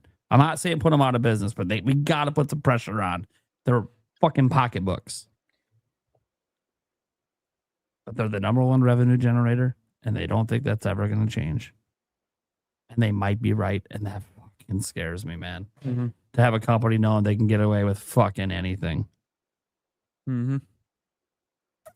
Well, we'll see. I'm going to do a little bit of Beetlejuice here, but I'm actually kind of curious how Rizky would have spun this to make it, Oh, just go read Tripster's page. Oh, fair enough. Yeah. To be fair, I started reading Tripster again lately. I'm not responding to any of it, but I just wanted to see how he's spinning all this because I threw up a little post that called him out because I thought it was hilarious when the news came out. Just because Tripster said that Sony would never do this, that they're the best place for physical over Nintendo. They would never get rid of physical. He was just saying this earlier this year, so it was fucking hilarious. Put that up, and now if you go look at all his posts, all of it's just a whole fucking.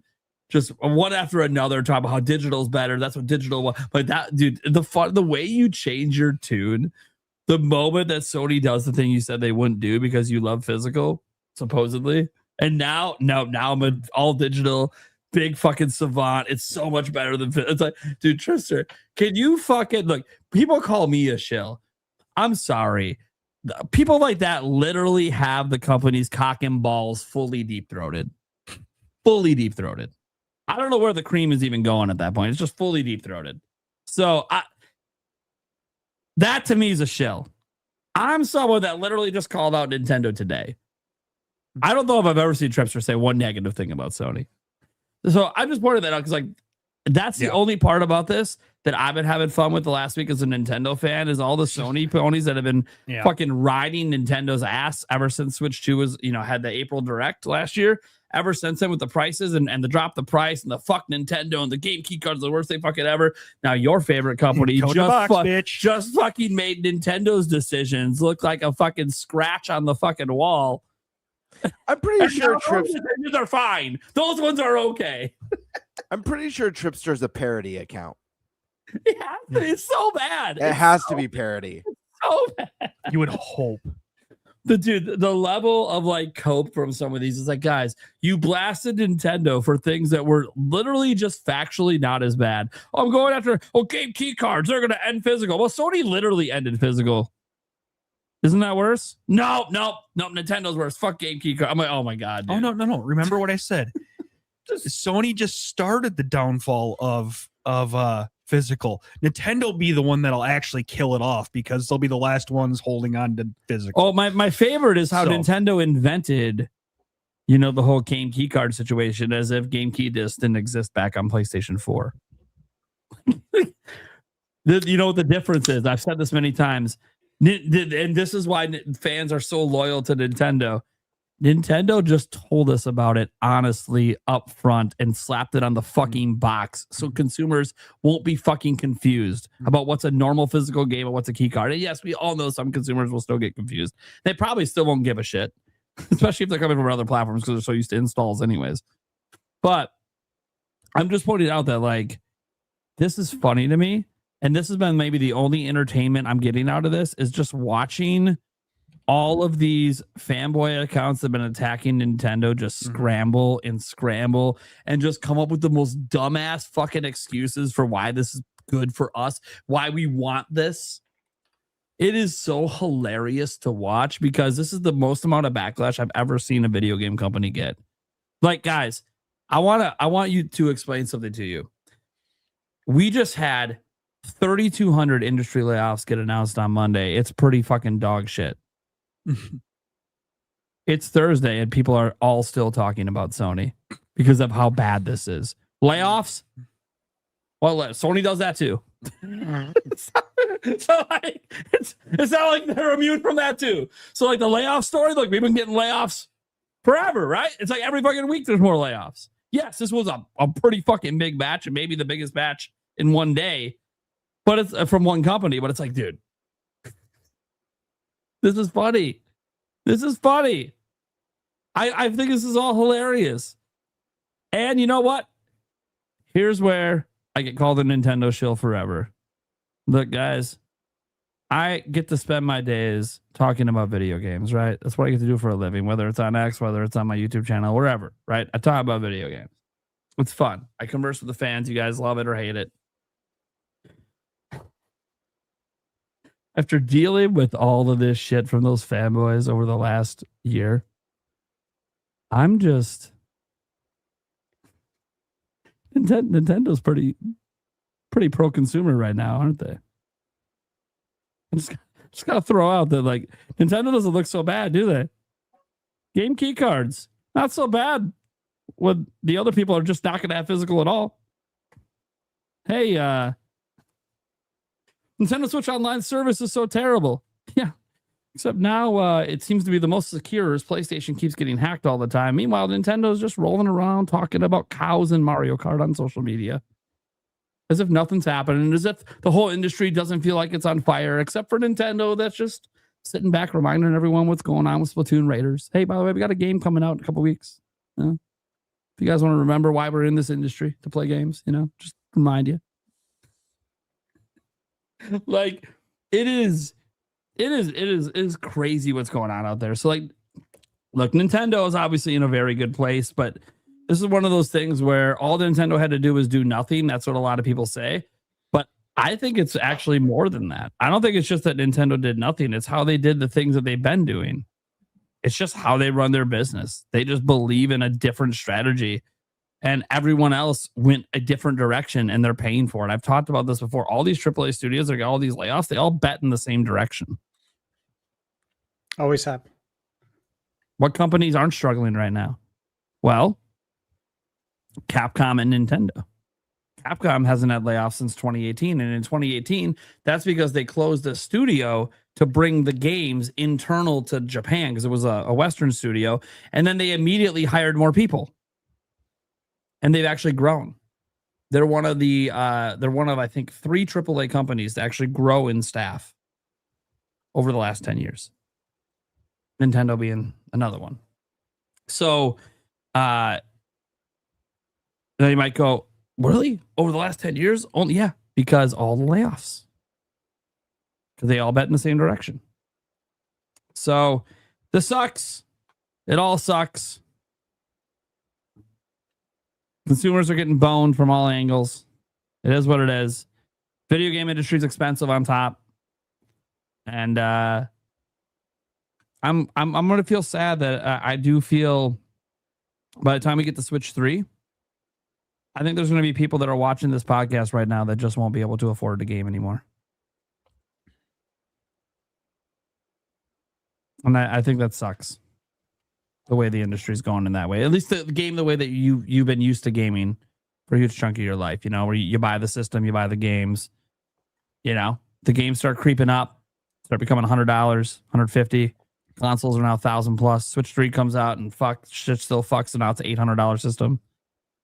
Of course, at that point, I think Nintendo might just keep Switch 2 going for, you know, a bit longer to try to get past that hump to not launch an $800 system. But you don't know where the economy's going. You don't know this could all get worse. Like everyone just assumes in 5 years after that contract with Micron ends, everything's going to get better, or it could get worse.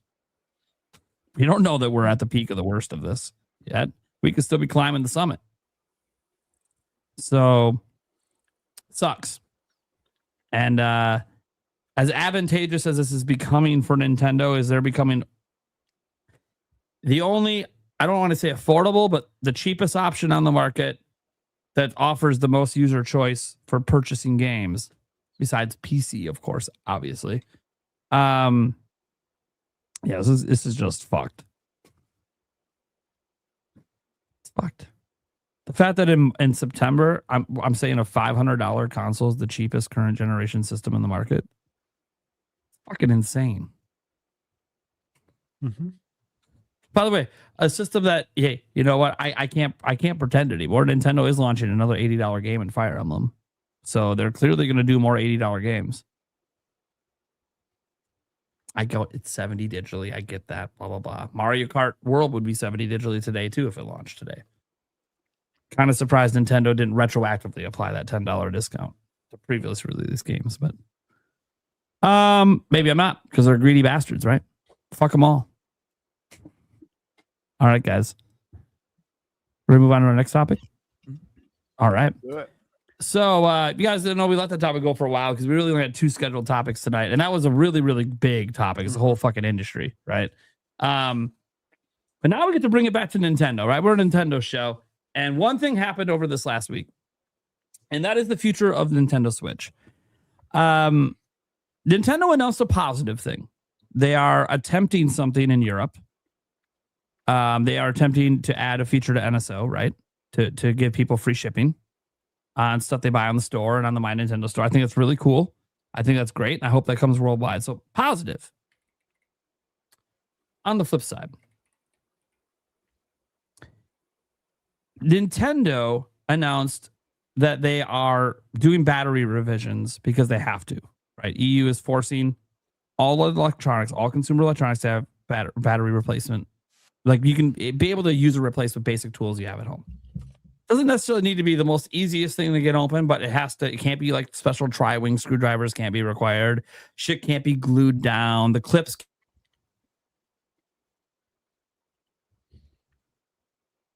Reasonable person at home that isn't like the most handy could take apart the device and replace the battery without harming themselves. Okay. We don't know how Nintendo is handling that aspect of it. We just know they're going to, because they announced the Switch 2 console, the Switch 2 Joy-Cons, the Switch 1 Joy-Cons, the Switch 2 Pro controller, the N64 controller, and the GameCube controller are all sometime between October and February next year getting relaunched in Europe with new versions that have user replaceable batteries. Again, you're probably not going to see like design changes. It's going to look identical, but you might see a few changes. Like maybe the stickers on the side now have holes that you can actually get to the screws now, so you don't have to ruin the sticker. And like you might see you might notice a couple changes like that. But for the most part, it's not going to be a thing most consumers are going to notice or care about it, because it doesn't really matter until you need to replace your battery. That's when you'll notice, oh, hey, this is easier than prior electronics were to open. Cool. Now, in that news, and it was easy to overlook because it was in the Q&A section on the article at the bottom. It's on Nintendo's website. You notice that when you look at the list of items, they have the Switch 1 Joy-Cons as getting replaced with new ones, right? So they are doing user replaceable batteries in Switch 1 Joy-Cons. So they're still having to have Switch 1 Joy-Cons to buy. But you didn't see the Switch console, the Switch 1 console listed. Kind of weird. So in the Q&A section, they said, hey, Switch 1 console is not listed. What's going on? Yeah. What's going on is they're not making it anymore for Europe. As of February of 2027, Nintendo Switch will no longer be sold to retailers in Europe. and they will no longer sell it directly on their store. So they are done selling in Europe. Now, this is because I think it's natural for most people to assume that Switch 1 sales in Europe are probably not like fantastic right now. And comparing that to having to do a whole new retooling on a 10-year-old platform for 3 different systems, a light, a regular, and OLED. Well, you already have your manufacturing locked into that and have had it locked in for a decade. And it's your previous platform. I think it's just a matter of it just isn't worth the investment to them to retool. But it is for Switch 2 because obviously there's a lot of years ahead. And I do think the retooling for Switch 2 has a chance to bleed over into all Switch 2s at some point next year. Because why would you just retool one line? Retool them all. Give us all user replacement. That's why I hope anyways. Not officially announced or confirmed yet. But yeah, I do think that this is a very interesting situation. But what it really brings up is the future of Switch. Because this kind of feels like the first domino falling of the year. I mean, the first domino is the launch of Switch 2, but next domino is one major territory is no longer going to be offering to sell it anymore. And that's happening as of next year.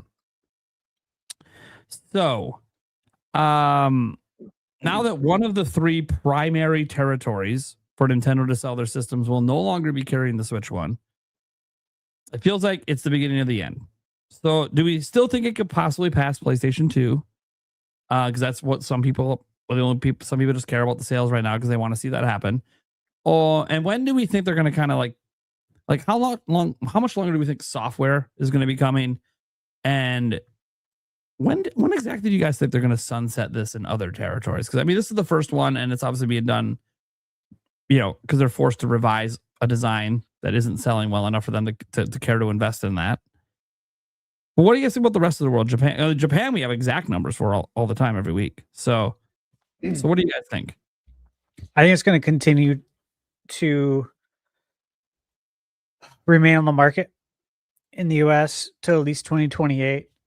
And, Nintendo was already looking at India. Talked about that on the podcast here. And I think there's a massive, massive opportunity in India. But the thing is that the opportunity just got greater because of Sony, because of what they did. Because they need physical games in India. Because the internet is absolute crap. Right? So, again, PlayStation India didn't know anything about not doing physical. They were trying to work with retailers in India to get more retail space for Sony. Meanwhile, Sony is given the reason to no longer even do that. So if I'm Nintendo, I'm taking the Switch over to India. I've talked to you guys about this before. When I was at Loan Depot, I managed Source Point Mortgage, which is a complete offsite company. So I had about a little over 700 employees from entry-level position to the owner that all report it to me. They found out that I love video games. They saw in my office, right? I had NBA Jam in my office, the arcade game. They view Nintendo as like the crown jewel of video games. But they haven't really had any experience with it. They're like, this is just what we keep hearing. Like, we really want to play it. It's very hard to get anything Nintendo in India because you have to go through the gray market. So, long story short, man, it's fine if you don't sell it here anymore. Europe, I totally get. Makes total sense. I think they should cut it off here probably right after holiday 2027. Sounds about right. Maybe that's too long. We'll see. But I think given the state of the economy, I think some people would appreciate a lower entry point into Nintendo, into the world of Nintendo. And once that's over, bring it on over to India, sell that. You'll blow past the PlayStation 2. Done deal, man. Case closed. There's your path to success. And it will blow past it if it goes to India. It'll annihilate it. Easy money. Done, man. Done. Hit the button. Hit the staples that was easy button. Hit it. That's it, man. Party's over. It's closing time. It was the knockout punch. Come on. Who's up next? Oh my god. It was kind of the knockout punch. I wanted that to go on for like 10 more minutes. I was gonna sit here in silence and just see what happened. All right, Birdman, what are you thinking on this? Yeah, I agree with Stash. I think that it's at least gonna go through till 2028 that they'll still be selling Switch ones. I'm sure we'll see titles sprinkled here and there. I don't know the logistics and all the details behind India. I know that's something Stash has talked about before. I think that makes a lot of sense. Releasing the Switch in a new region. Yes, that's gonna blow past the competition. And how much did Switch One go up in price? Was it $50? $100. Yeah, I think it was the OLED that went up 50. It was just the OLED. Gotcha. Okay. I believe. Yeah. I don't know. I think obviously if they could bring that price down as well somehow, obviously that's going to make a huge difference. But yeah, at least through at least until 2028, at least another year and a half almost of Switch One sales, I'm sure. It's $339. $339. What's the light going for? I thought they raised it to 300. I can't. Well, maybe they did. Maybe it was 240. I'm trying to remember. I haven't looked at these prices in so long. $229. Yeah, $229. I don't know what the. I have to look into it. I'm almost positive, if I recall, in India that a lot of family lives together. Space is limited, which would, of course, give the Switch Lite a real opportunity to take off as well. Because if people don't have, they might have one TV. You said it's $229 for the Switch Lite? Yeah. Man, if they could knock that price down to like $179, they would sell like hotcakes. Well, I'm on Google and GameStop says $169, but I know as soon as I click on that, it's going to say it's used. Used. Liars. Yeah. Liars. Yeah, it's not the new price. It's always the I used know. price first. Everyone knows if you guys ever do Google and you see GameStop, you're always seeing the used price first. That's why it looks so cheaper. I'm like, that's how they get you. That's how they make their profits. By the way, nothing wrong with buying used. It's fine. And GameStop does have a warranty, so if it's fucked when you get it, they'll give you a new one. But it's still a crapshoot when you're buying used. So, but you save money. It's going to be something a lot of people are going to be considering, I think, over the next handful of years, is trying to buy secondhand. Yeah, I'll just throw out for the future of Nintendo before we get to Eric. When it comes to Switch One, is I kind of agree that I think it's going to have indie game support probably for like another 5 years, if not longer. As long as people are there to buy, there'll be indie games that are releasing. But Nintendo themselves, I've been on record saying I don't think they're going to release any more games themselves on Switch One after this year. And I still believe that. I still kind of think that they're not like the other companies. They really do believe that like the best foot forward is put our exclusive games on our new platform. And that's how we make this thing successful. And you don't do that by, putting games on Switch One, regardless if you guys think the games can run on Switch One. Nintendo believes in software selling systems. Now, it makes sense for them to still have some Switch One games while they're transitioning, but I think, by the time they get to 2027, they're not really viewing it as the transition anymore. Because at that point, based on, I mean, the current trajectory, it'd be 40 million install base. Let's be more realistic. They projected like 15 million or so. So let's say they hit their projection. Okay, so they'll be about 35 million. At that point, they view that as, okay, we have a base that will buy stuff and we'll sell a lot of copies. That's what they view that as. So, yeah, we don't need Switch anymore to create those sales at that point. So that's why I kind of feel like 2027 they'll be done with the games. And yeah, sometime in 2028, I think I could see the announcement of them either being done with manufacturing, or if they're not, it's because there's been some sort of breakthrough where they were able to reduce the prices. So Gamebird talked about the price reduction stuff, and I would love to see that happen. It is not happening in this current climate. But say we get to 2028 and somehow maybe the RAM the Switch One uses in particular just somehow hits discount bins or some shit, and Nintendo can now like massively drop the price. And you get Switch Lite down to $100. You discontinue one of those Switch versions, maybe keep the OLED around, but you get able to drop that thing down to 300. Suddenly you've got a couple budget options there now that can help out for people that can't afford Switch 2. And there's that whole Switch One library, which should keep them happy for a bit. And that might help Nintendo with their evergreen sales of Switch One games. Meanwhile, their primary consumer base is already moving ahead with Switch 2. So Nintendo has an opportunity to really take huge advantage of what's happening in this industry.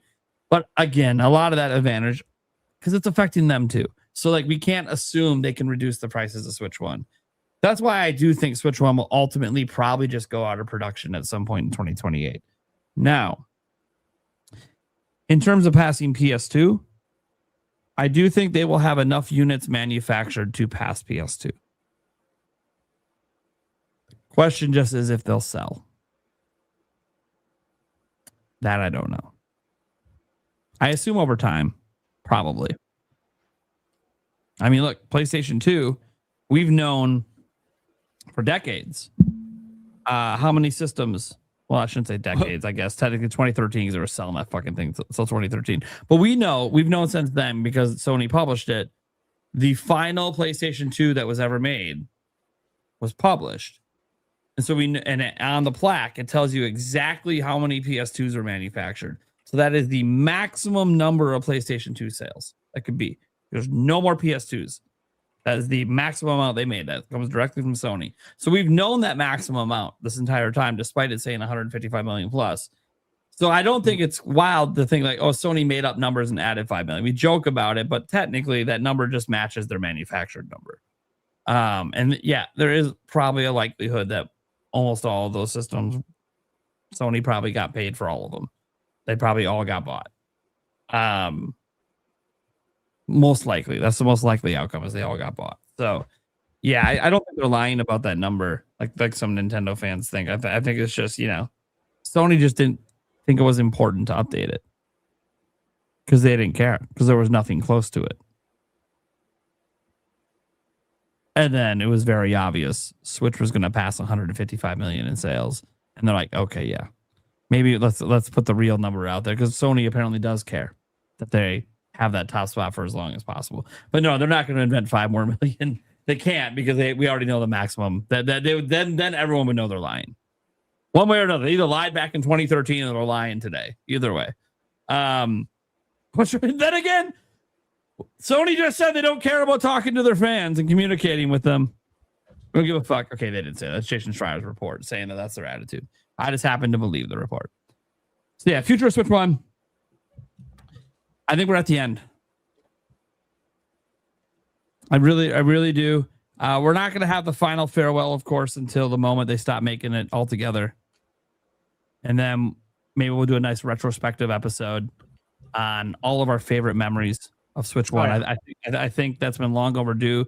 We kind of went over a little bit of it when Switch 2 was coming out, but we never really fully deep dove, because we always knew Switch 1 was still going to be relevant, still going to be around. We shouldn't act like it's dead. But when it does actually hit the we're done making it stage worldwide, okay, now we got to talk about all of that stuff, what it means to us, everything.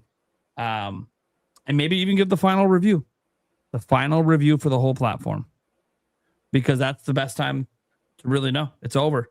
So stretch it now. I actually give full final judgment which I've never actually done on a system before. So that'll be fun. That'll be fun conversation to think about the whole thing in totality compared to all the other systems I played. How do I rank it? What do I judge it as? I'll be a fun conversation. But hopefully we're not having it for many, many years. It'd be sweet if they're still making this shit in 2030 because it keeps selling. Good for Nintendo. At that point, they'd be probably flying ahead of PS2 at that point. They'd probably be 165 million or some shit. Like, then we're talking nothing's touching Switch, you know? Cool. Eric, what are your thoughts on Switch 1, the future? Part of me, I understand keeping it around for a budget option, but at the same point in time, part of me thinks that the reason why PS5 is probably not doing as well as it probably could be is because Sony kept the PS4 around for so long, and they made games for both consoles for so long. It's just you know, what was the point of needing to go up to a PS5? Yeah, what was the point? Yeah, I don't know. What was the point? I'm not sure. Yeah, I mean, what was the point? I mean, do you have all the games you put on a PS4 too? Do you need to change your pants over there or something, buddy? I'm just curious. Why? What? Well, I don't know. I mean, I know that wasn't. I'm just reading the headlines. That wasn't me that sent that. I know it wasn't. I know it wasn't, but the one who sent it is over there doing some business. Yeah. Yeah. Right. God. Anyways. Yeah. So it's one of those that I don't want to. I kind of don't want to see Nintendo going in that direction either, where they kind of, hold the Switch one around for so long that it's detrimental to, people actually going to the Switch too. Yeah. So that's kind of where I'm at with that. It's yeah. Damn. I see, like I said, I see it keeping it around for a little bit, but it's gotta come to an end at least sometime soon. In my thought. If they keep it to 10 years, sure. Yeah. After that, it's in order to keep moving forward, you gotta cut it off. Pause. How you doing? You gotta keep it going. You gotta cut it off. Yep. Hey, I'm just trying to make Jake proud. Jake's in chat, so that is a Jake Randall comment if I've ever heard one. Yes, except that was totally unintended. That's all I know about it. Okay.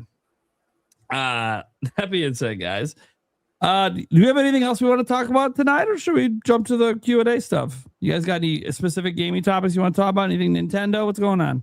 Anything at all? I mean, we never got to. I'm sure you covered this on your channel, Prime. We never got to touch base last week. I think we ran out of time on Metroid rumors. Sure. I mean, we could give quick thoughts on those. Yeah, let's do it. Yeah, absolutely. Yeah. So, yeah, I'll throw it out there. There's some Metroid rumors. Okay. The funny thing is, one of them's not a rumor. Metroid Ravenous was leaked by Nintendo of America.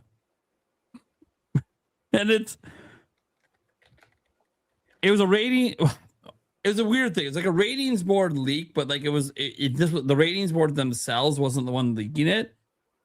It was Nintendo screwed up like a communication thing, and boom, it ended up public that Metroid Ravenous is rated, and it's like, oh shit, what the fuck is Metroid Ravenous? So Nintendo leaked this new Metroid game out there. We don't know if it's coming this year. We don't know when it's probably could be a next year game. Maybe this is a surprise shadow drop in August. We don't really know, right? That's what we were talking about here. But there's also rumors out there of another Metroid game. This one being more of a remake, side scrolling. It's supposed to be like pixel art style for I think Metroid 2. Super Metroid. Super Metroid. Yeah. So That's what's kind of floating out there. Obviously, the one from Nintendo's. I mean, that's just legit. It's Nintendo. So maybe we should start with that. Metroid Ravenous. What the fuck is this? And are you guys excited for this? A game we know always excited for Metroid. Yeah, very excited. I believe it's the next in line from Dread, the sequel. Yep. And yeah, it's pretty obvious. Yeah. And Super Metroid is next in line for remake. Gosh. They did Zero Mission. They did Metroid 2 Return of Samus on 3DS. Super Metroid is next. I do expect both. And I still expect Prime 1 through 3 on Switch 2. Listen, if we get Super Metroid remake, I know this won't be the case, but hear me out. Because most likely it's going to have a more modern aesthetic. But man, if they rebuilt Super Metroid in it with a from the ground up HD 2D art style that has those beautiful purples and blues and oranges with like the lighting effects and stuff, God almighty, that would look so freaking awesome. I know it'll probably get more of a Dread stylization, which is totally cool because Metroid Dread is beautiful. Absolutely love that game. But I do think it would be cool. Yeah, I agree with Stashman. I think Ravenous is going to be a follow-up to Dread. It makes the most sense. Dread is, correct me if I'm wrong, the most successful Metroid game to date. I believe it got multiple nominations, very highly rated, critical acclaim. And man, that game is so good. If they build off of what makes that game great and takes this into an even more epic, from what I've seen with these leaks and rumors surrounding this, is it sounds like it's going to be an even more intense experience than Dread, which I think is really exciting.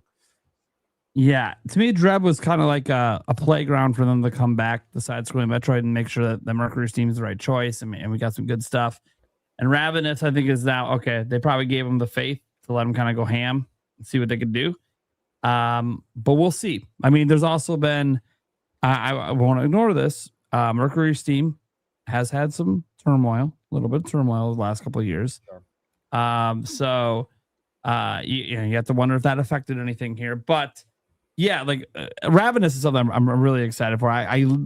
Natural presumption is it's another side. It's a side scroller, right? Because we just had Prime 4, and as far as we know, there's not 2 3D Metroid teams out there, only one. So I'm assuming it's side scroller. I'm assuming it's a follow up to Dread. It might not be when I say follow up, guys. I'm not saying like a direct sequel, because Dread technically was supposed to be the end of the story of the original Metroid games. Technically, whether it actually is, I guess we'll find out when the next one comes out.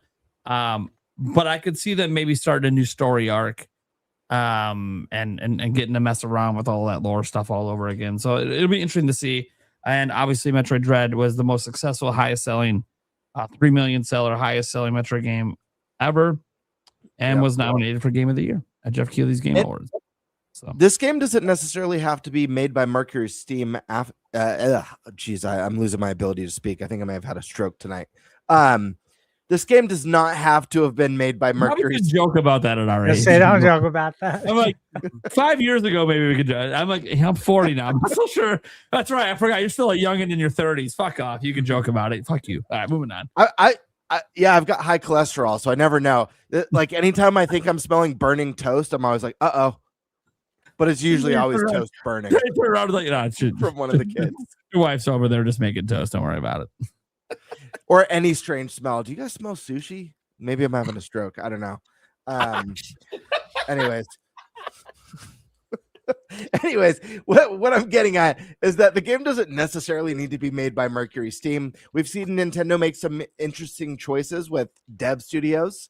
And what projects they take on. I don't think anyone was picturing Velen Studios would be handling the Star Fox remake. So who knows who they could go with for this? Yeah, maybe it's Mercury Steam. Like you said, they've had some troubles, but you never know. Could be Grezzo. Maybe Grezzo's doing it. Mercury Steam's behind one of them. If they both exist, they got to be behind one of them. Sure. And that gets to the other one, like pixel art. Super Metroid. Love it. Yeah. Love it. Dude, Super Metroid is so pretty today in its 16-bit glory. That's why I'm like, man, if they did an HD 2D version of that with like the lighting and stuff and like the depth of field with the 2D background, oh God. To me, this tells me that they want to preserve the art style because they know it's aged like a fine wine. Super Nintendo era to me has aged like the final era of animated movies, right? The late 80s, early 90s, like Little Mermaid, Aladdin. Before we went into CGI, before we like went into Toy Story and A Bug's Life, it's where it was just perfected. That's the Super Nintendo, right? Like, that is the beauty of it. You can go back to it today. Yeah, I think I told you guys, I played A Link to the Past a few years ago. Played it on the projector in surround sound. And dude, it was just like, man, this is so good. It's timeless, man. It looks beautiful today. So when I heard that the graphics were going to be pixel, right? I was like, again, they get it, right? Star Fox on Switch 2. The art style, they get it. Like, it perfectly encapsulates the promotional artwork for the original Star Fox. It's like they took it and brought it to life. So I'm really excited for this pixel art. And also, I don't know about you guys, but I do believe we're going to get a Link to the Past remake. Don't F with me, Stash. I totally, this is, these are obviously, they're all my own thoughts, but I really believe we're going to get it.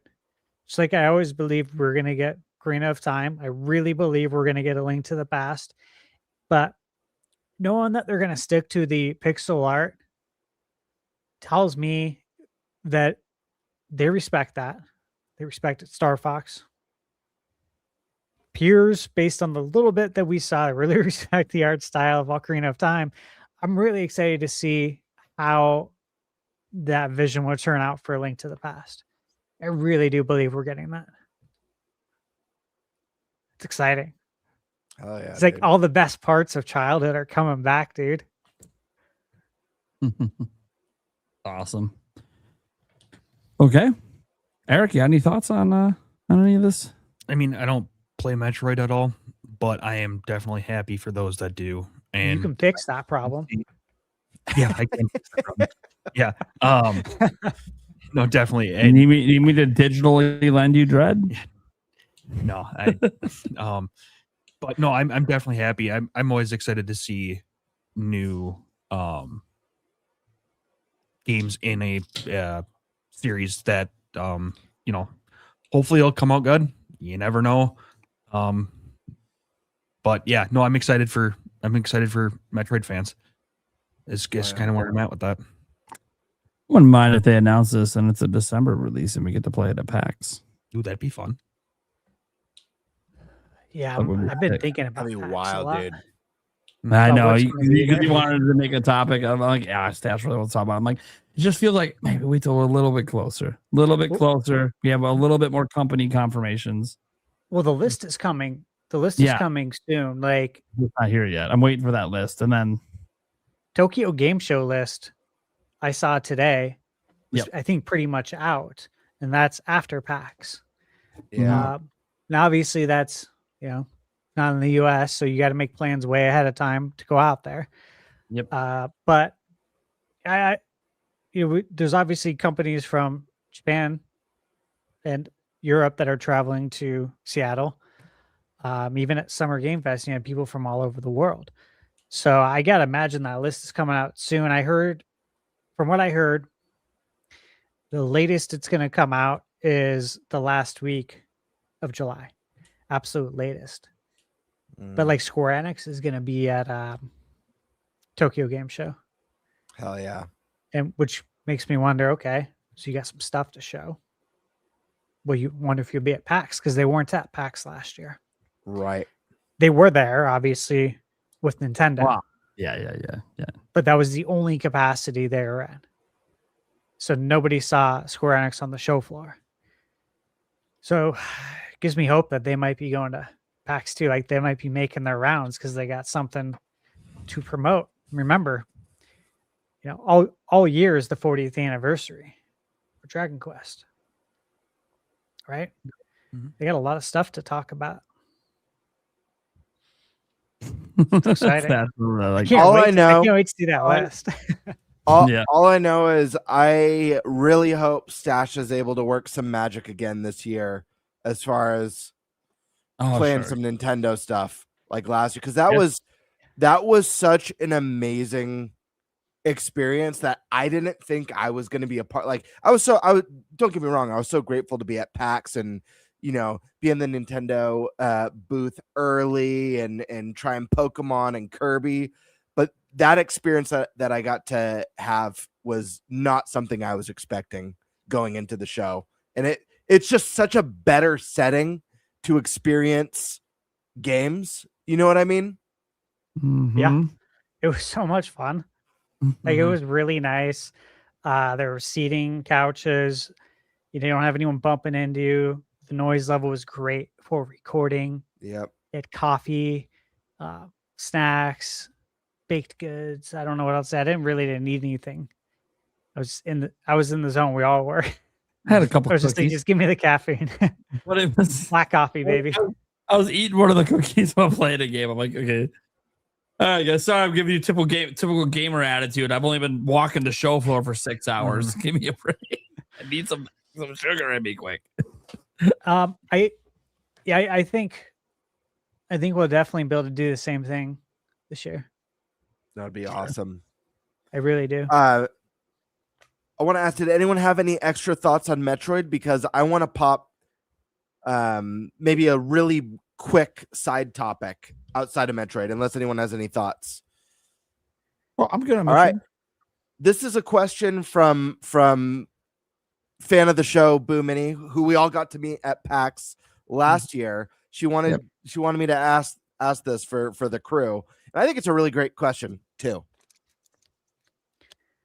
Gamebird, could you guys quickly discuss if you think Ocarina of Time remake rumor of the game being $60 is an indication that the game is not going to be as good as if it were $80?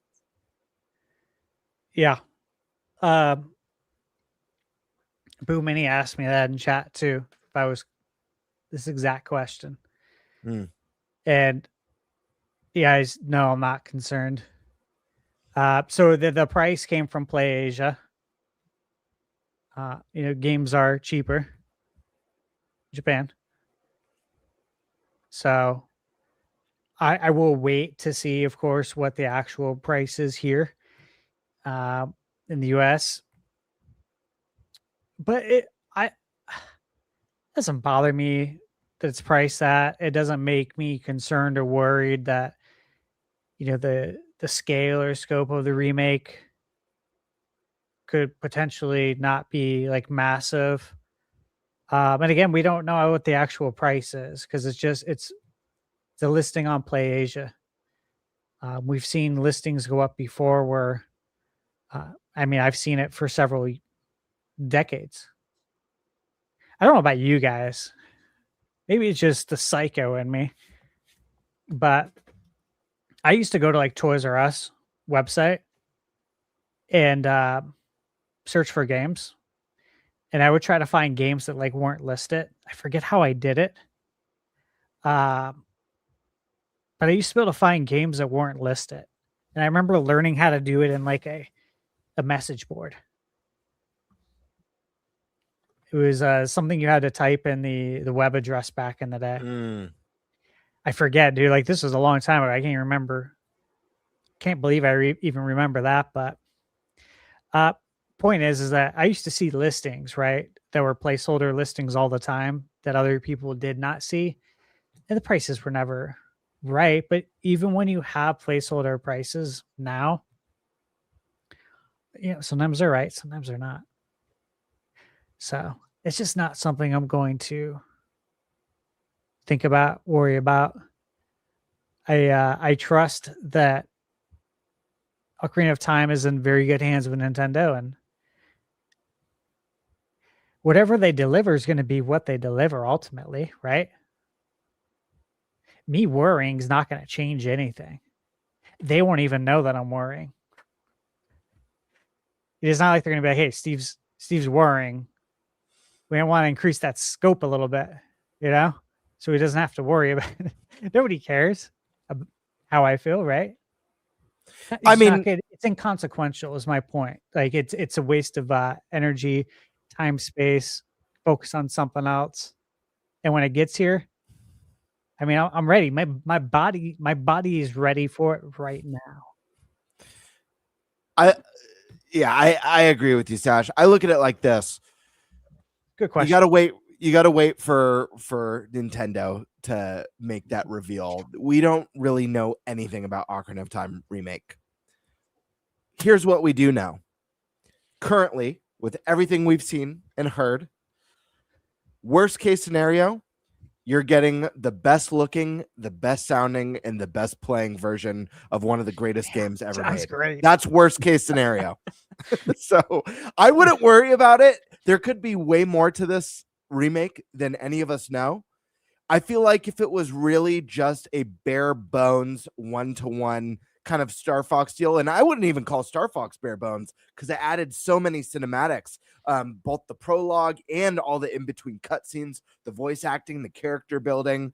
But let's just call that one a bare bones. If that were the case, they could have Star Foxed us and just given us tons of footage and set up exactly what this is. I think the fact that they're holding it close to the chest means that there's going to be more to this. And I think voice acting, we had voice acting in Star Fox 64. Voice acting being teased. This nice, really cool prologue with what might be the Deku Tree or the King of Hyrule speaking. Who knows? So I'm expecting some twists and turns along the way. I don't know how epic they will go, but I know the music was absolutely stunning. I think the visuals look great for the little snippet we saw. We'll have to see how the world and characters and bosses look. But I think, again, worst case scenario, you're getting the best looking, best sounding, and best playing version of one of the greatest games ever made. It's only uphill from there. What do you think, Eric?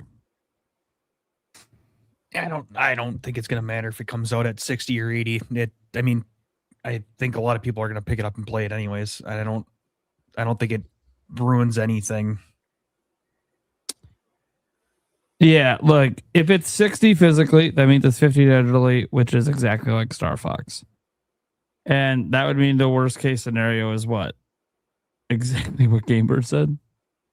The greatest game of all time, but in its best looking and sounding version ever.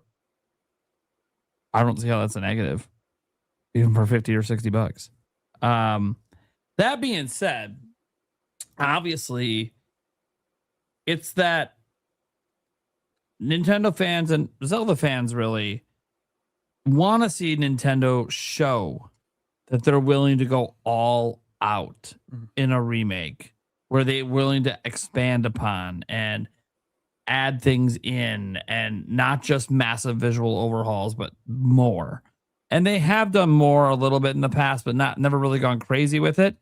And people were hoping that this would be the one they do. And at an $80 price point, there would be that presumption that they obviously must have done more. But I want to remind everyone what people hoped with Mario Kart World, and a lot of people didn't find it worth $80. What people, I don't think Fire Emblem Fortune's Weave is going to be more just because it's 80. I think it's just Nintendo kind of messing around with price points and seeing what works with certain games. Because maybe 70 digitally will end up not being a huge deal. And it could be Nintendo trying to push more digital. We don't know. So I will just say this. If it was $80, I'd almost be a little concerned, because the $80 price point from Nintendo, at least for the only $80 game they've had, didn't really deliver to me the value at that 80. But I didn't pay 80, I paid 50, so I felt like I got my value. But For the Fire Emblem, I'm not sure yet until I play it. Obviously, I'm still excited for it. $10 isn't going to make me skip Fire Emblem. I'm going to get Fire Emblem. I'm really excited. Love Fire Emblem. So I know I'll enjoy the game. And for someone like me, it'll be worth the money. But It'll be worth every penny, dude. Keep in mind, there's 4 characters this time. That means we potentially have 4 full campaigns. 4 full, yeah. Yeah, I love Fire Emblem. So I already know for me it'll be worth it because the 3 houses would have been worth it for me at 80. Like I fucking love that game. So yeah, it's gonna be well worth my money. Unless again, it could be a bad game. I doubt it, but it happens. Nintendo has just gotten my faith with some of this stuff. Like the intelligent systems with Fire Emblem has been consistently great. Even Engage, I enjoyed Engage. It's just Engage was an old school Fire Emblem game.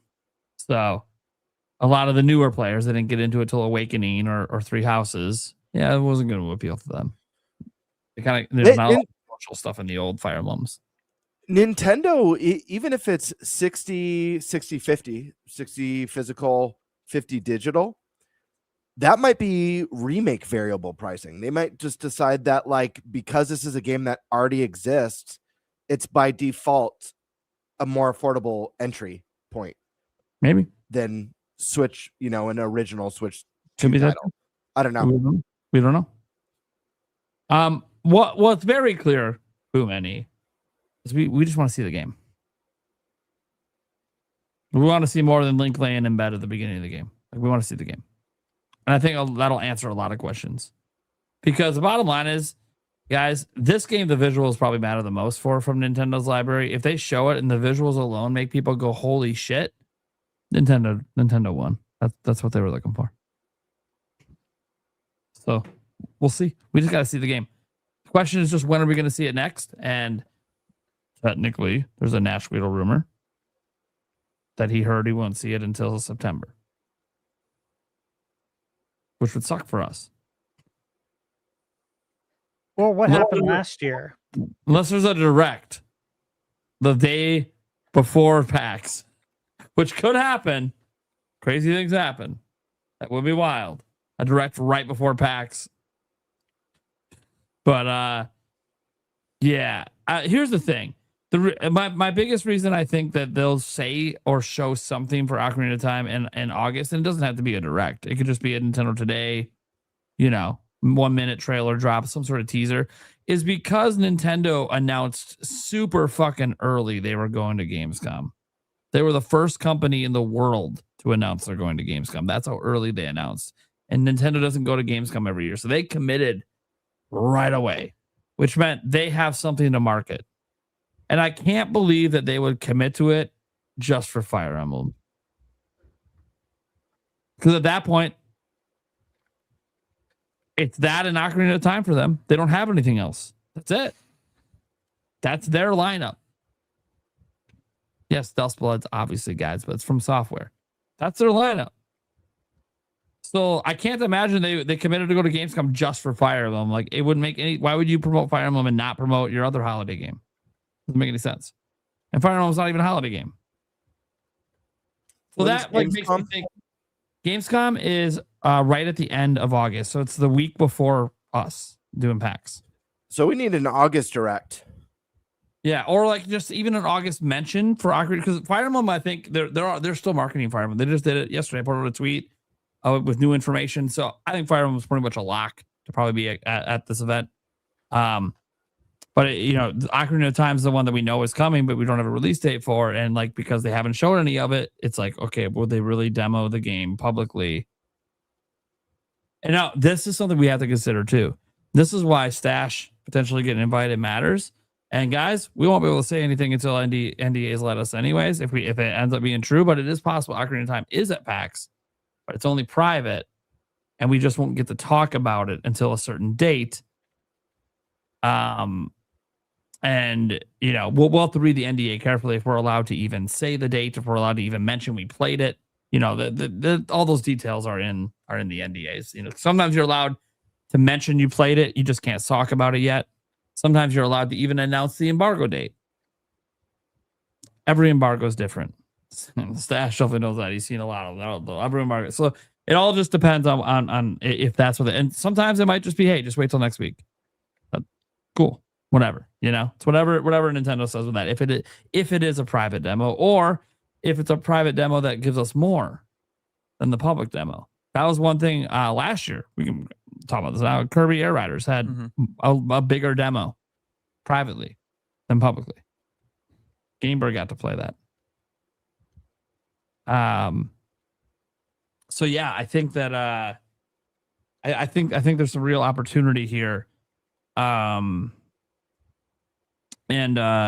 So yeah, I don't think we have to have a direct in August, even a Zelda dedicated one for Zelda to be at these events, because again, it could be in the private parts and not the public. But I kind of feel like I would like them to say something publicly in August, because I think a big driver for Zelda is word of mouth from fans.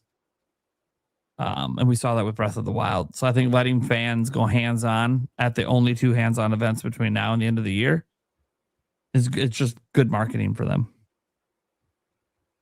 And in the industry the way it is right now, I mean, Nintendo's seemingly the only platform we're talking about actual games at the moment. So PlayStation, you did try. I'll give you effort. You did make a tweet finally. Congrats. Didn't go well for you, but no, I'm gonna laugh at this situation until Sony finally just stops being stupid. Okay, guys, let's get to the super chats and the Q&A stuff here. We got Jimzo. It says, is anyone else excited for the new Grand Blue game? Yes, sir. I love Grand Blue Fantasy Relink. Underrated. I liked it better than Monster Hunter Wilds. Damn. Put that out there. It's a good game. I played in the beta when it was coming out for PS5. I mean, obviously before it came out. Yep. And I did really like it. I really did. So it's interesting, because when it was announced for Switch 2, I'm like, that could be fun, because you're able to play it handheld, right? And it's such a fun game, I think, to be able to play handheld. There's just certain games where that a lot of hours could be spent. and to be able to like play it handheld anywhere, it's like, oh, this is nice, right? So it's intriguing for sure. I hope it does well.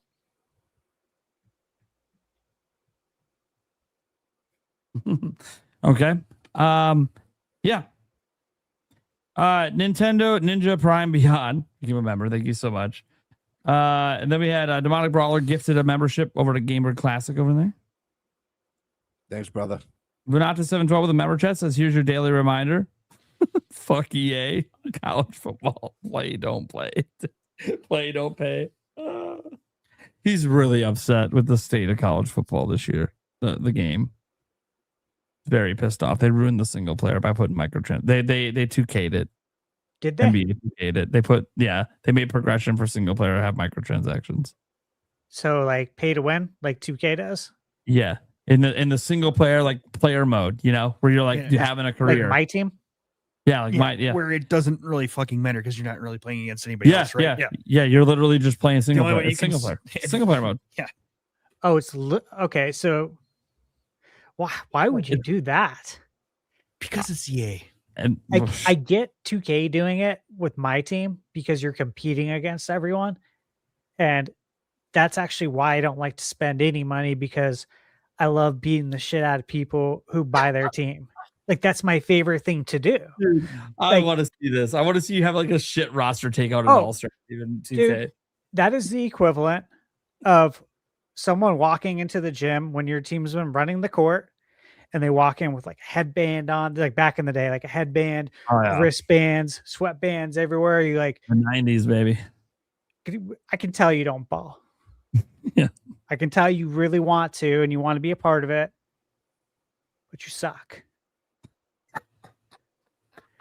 It's the same thing though, but in the virtual space, you can tell when they literally bought the whole roster.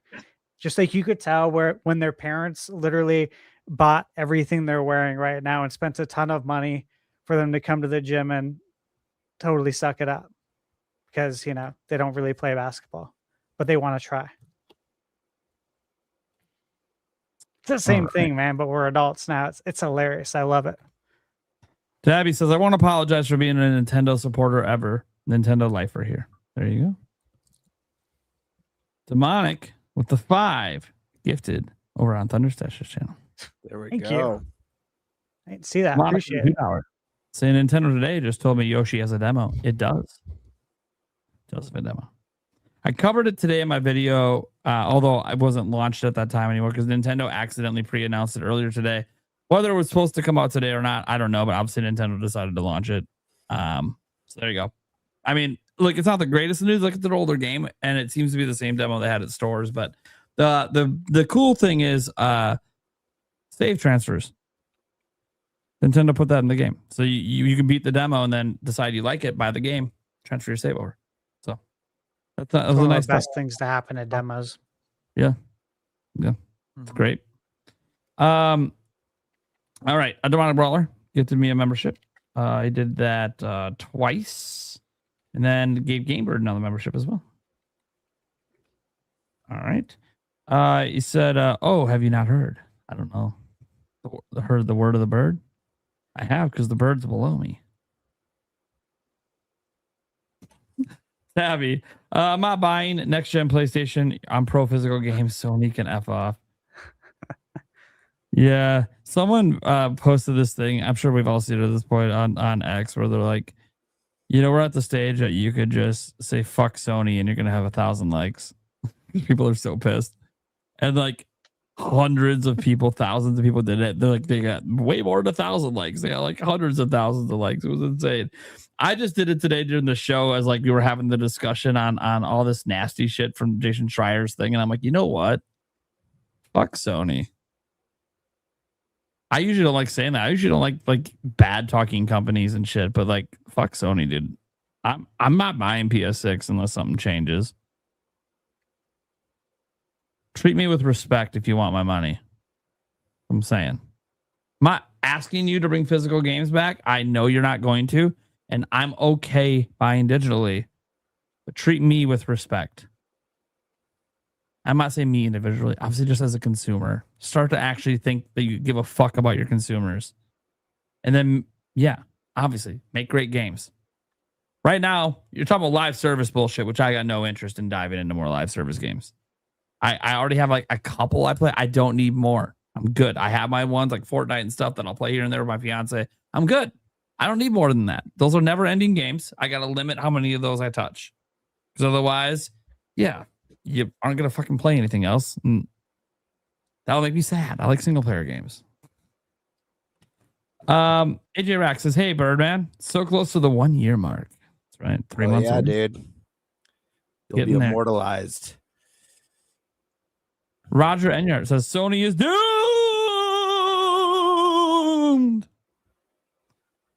Yeah, I need to record something like that and put it on one of those, those ghosts.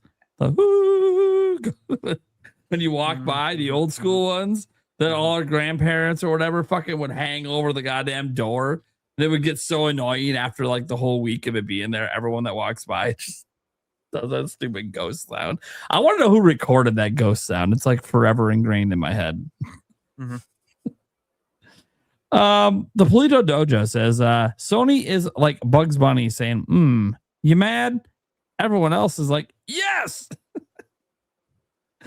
Yeah. It's one of those things where Nintendo does nothing and they win.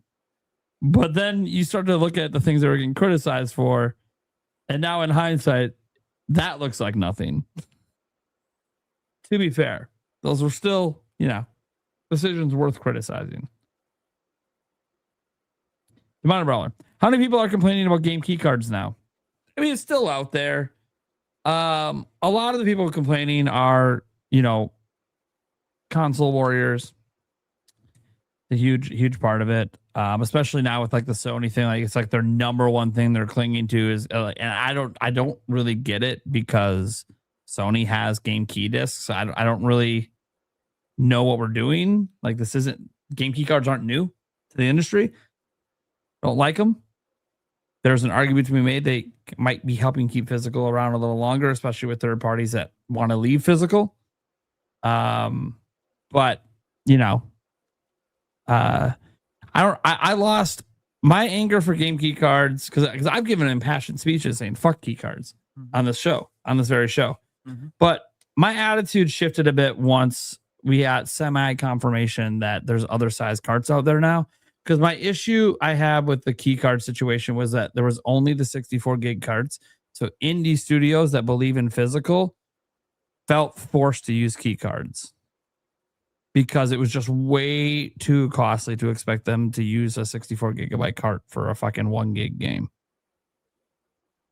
So I felt, that Nintendo, while maybe there were some good intentions, maybe not. I know there's some bias that thinks it's good intentions.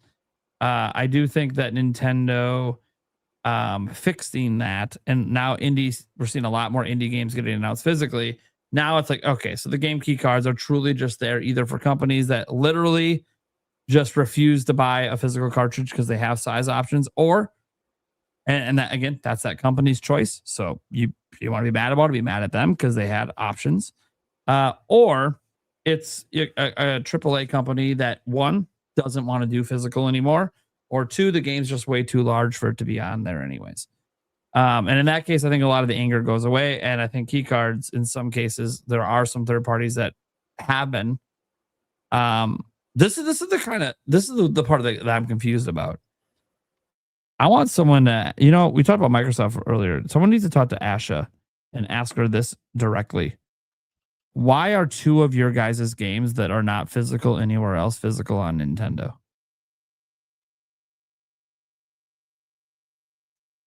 I'm literally just wondering, like, what went into that decision? Why aren't they game key cards? I'm happy they're not. We're talking about Indiana Jones and the Great Circle, and then Elder Scrolls. Interesting. They're both full physical on Nintendo, but literally nowhere else. And it's a company that does game key discs and has been doing it for a long time. Very interesting. I just want to know what went into that decision. I think it's the right decision. But it's like so counter to the announcement from Sony. It's like, what's happening? And again, they might have saw the reactions to Cyberpunk and the physical sales it saw for being full physical. So that could have played a role.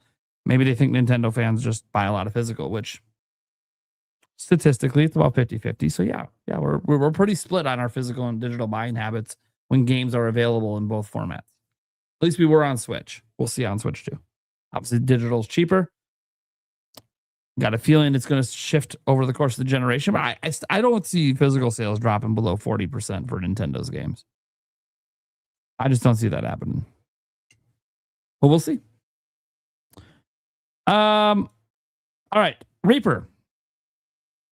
All this talk about Sony not caring about consumers. As soon as Sony announces their games will be 60 instead of 80, nobody will care anymore. No, because they'll be like, well, can I buy it physically for 60? No? Okay. Well, am I buying it? I think, Reaper, I'll say this. I do think the backlash is technically a minority of their grand total consumer base. It's just a majority of the online consumer base that's talking about this shit all the time, because the majority of those people are our age and grew up with physical. So we talk a lot. And I would say that people aren't going to forget. Physical buyers aren't going to forget just because you're charging 60 instead of 80. Stash can speak to this as clearly a massive physical buyer over there that he's not against digital. He owns digital stuff. There's a massive physical buyer over there, dude. If you really love a game and want a physical copy, $80 ain't stopping you. If you love it, dude, a lot of these collectors buy them twice. Sometimes they want the convenience of digital, but they want the ownership and the, collector value of physical. Like, this isn't, to me, I don't think 60 is gonna make people like it. By the way, Sony's not gonna do this anyways. It's all hypothetical. They're not gonna suddenly go backwards in pricing. But in the hypothetical where they did, people still wouldn't forget. I don't know how, because some of those physical people are now buying Nintendo, and I literally watched some of those posts have the physical version of Mario Kart World. They intentionally paid $80 just because it's physical. That's how pissed they are at Sony. They bought an $80 physical game from Nintendo. Yeah, the price is not as much of a concern to physical buyers. Just throwing that out there. They'd rather physical exist. They're not going to let it go just because, oh, we're going to charge 60. They won't let it go. Yeah, they just won't. It was whoever made this decision first publicly, even though we're well aware Xbox was really the first one to do it, was going to get all the backlash. And we always knew it wouldn't be Nintendo.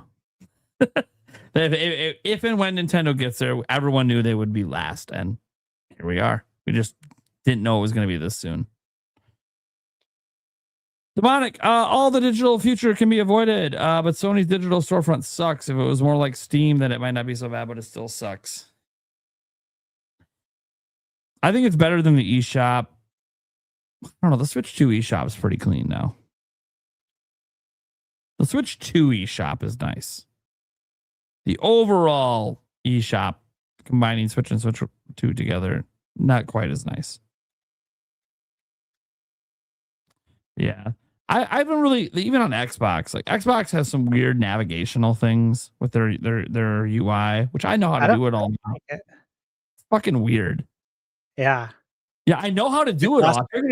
I figured it all out at this point, but it's like, dude, what? Why? Who used this and thought this was intuitive? You've had some good UIs before. Also, trying to find Game Pass games. It's really weird. Like sometimes they won't show up. You'll search it correctly, won't show up, and you got to go like somewhere else. And sometimes it's there, and sometimes it's not. It's like, what are we doing here? Yeah. Why am I having to hunt for this? It's It's like the weird. hunt for Red October, dude. Like, come on, man. Dude. Yeah. And look, we use Game Pass a lot in this house. My fiance, especially, she loves having access to all these games without me having to plop down all the money and have this huge wall of collection because she's not into having the collecting part of it. But it's like, she's like, is this one on Game Pass or not? I'm like, I'm pretty sure that's a Game Pass game. Wait, why the fuck doesn't that say Game Pass? It's like fucking last year's Call of Duty. What? Did my membership expire or some shit? What the fuck is going on? Like, dude, it's weird. So Microsoft's got a lot of quirks and the navigation's just not great. Nintendo obviously has their issues. The eShop is better, so it's like it feels weird to complain because it's so much better than it was on Switch 1 for all this time until they updated it last year. But it's still not great. And then obviously Sony's navigating their stores a little. You can, if you know what you're looking for, like if you just type in the search, you know what you're looking for. Yeah, it works fine. Like, that's the way it should work. And Nintendo's works that way too. Microsoft's the one that's a little weird. Where sometimes the search just like it's not working. I don't fucking get it.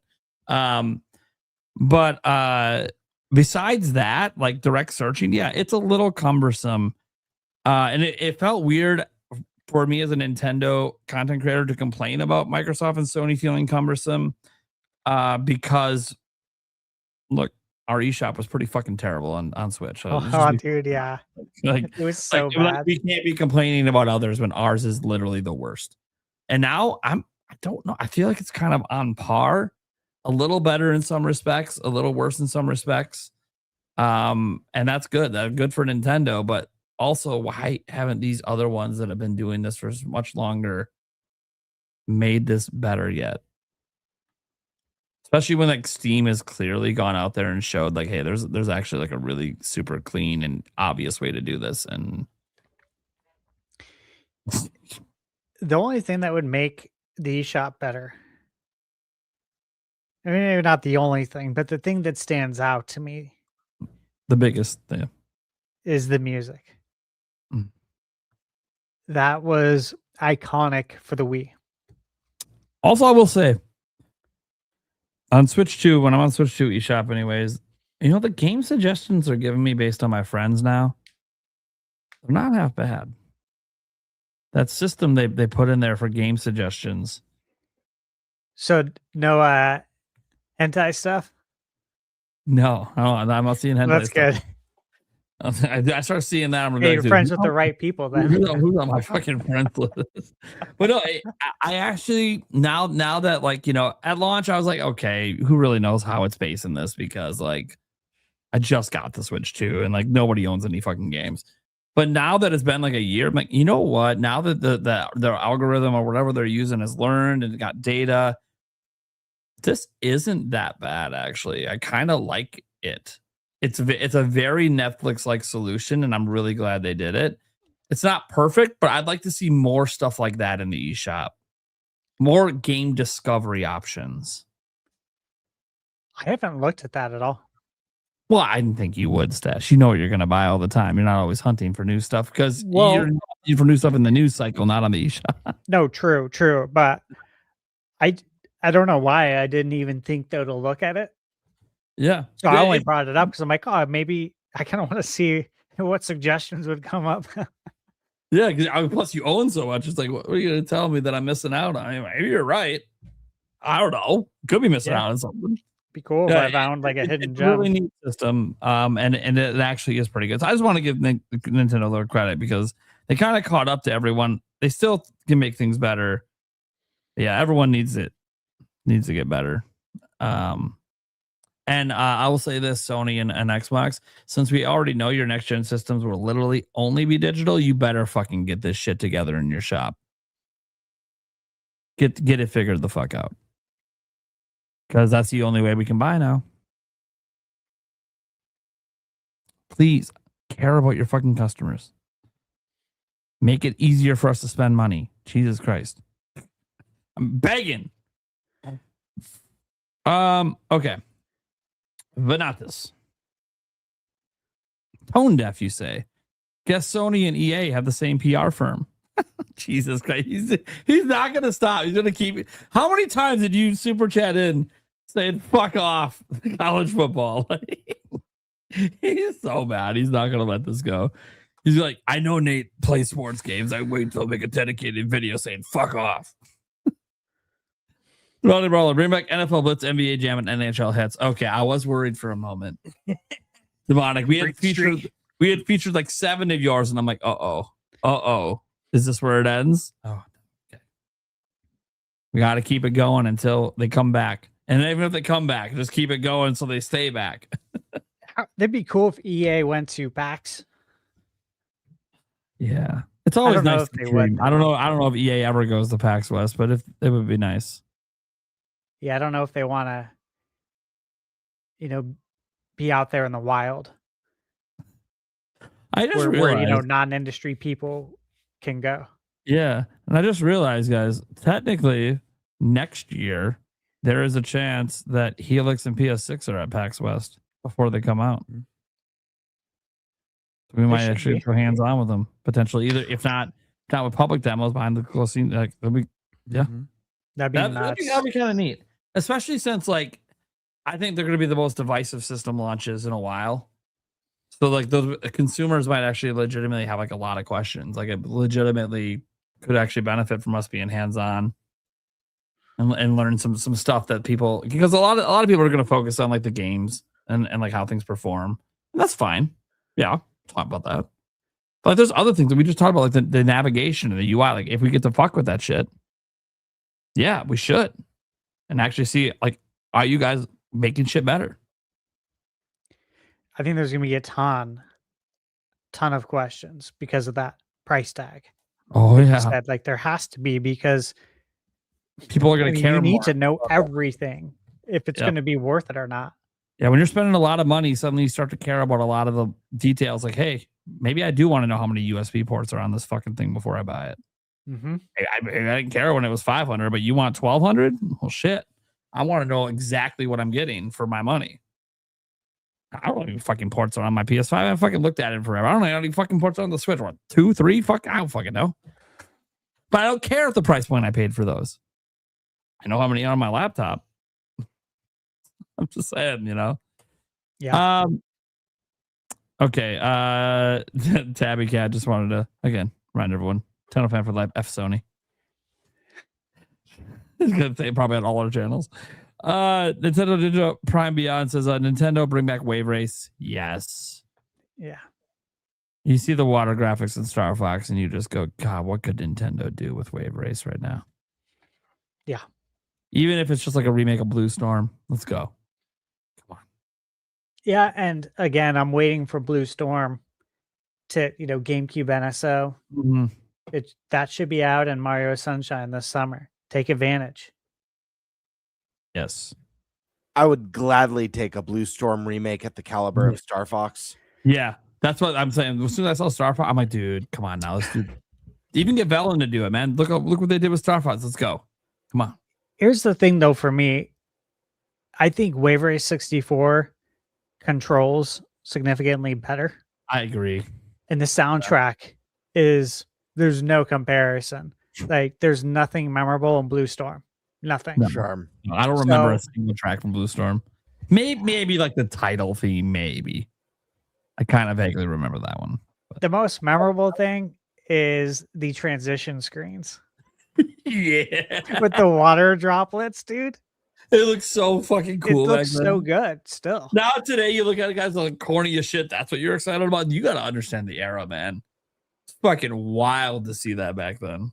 That too, and then like when you're actually playing the game and water will hit like your TV screen back then. Yeah. It was just like it's like the first time you see a movie where they let the water splash the lens of the fucking camera, and it's like such a surreal moment that like just sucks you in. Like, holy shit! The first time you see it, it's awesome. And that's what it was like with this bad. Like none of us had seen anything like this before in video games. Like, holy shit, blew our minds. I mean, I hate to go back to Metroid, but I when you talk about stuff like that, I can't help but think about my first time playing Prime on the GameCube. And even in that first like tutorial mission where you lose your powers, walking by the steam pipe and your whole visor like fogging over with the condensation and stuff was just so unreal at the time. But yeah. Hell yeah, man. The Modern Brawl says, but will Xbox Project Helix have a built-in mouse? I'm guessing no. Even though it makes sense because they're a living room PC. No. It'll support a mouse. But no. Yeah. But it'll support keyboard too, so it'll switch too, by the way. Yeah, it's gonna be a computer. Yep. Tulsa says, reminder, the PlayStation Store still has dynamic pricing. Yeah, I know. People haven't really been talking about that. This all digital thing is also on the backs of them announcing dynamic pricing. And it's like, dude, are you guys not seeing what Sony's doing? Like consistently stacking this news. But because they spread it out, so people forgot that they're actively doing this right now. Literally in the shop right now, they are doing dynamic pricing. So it's wild, man.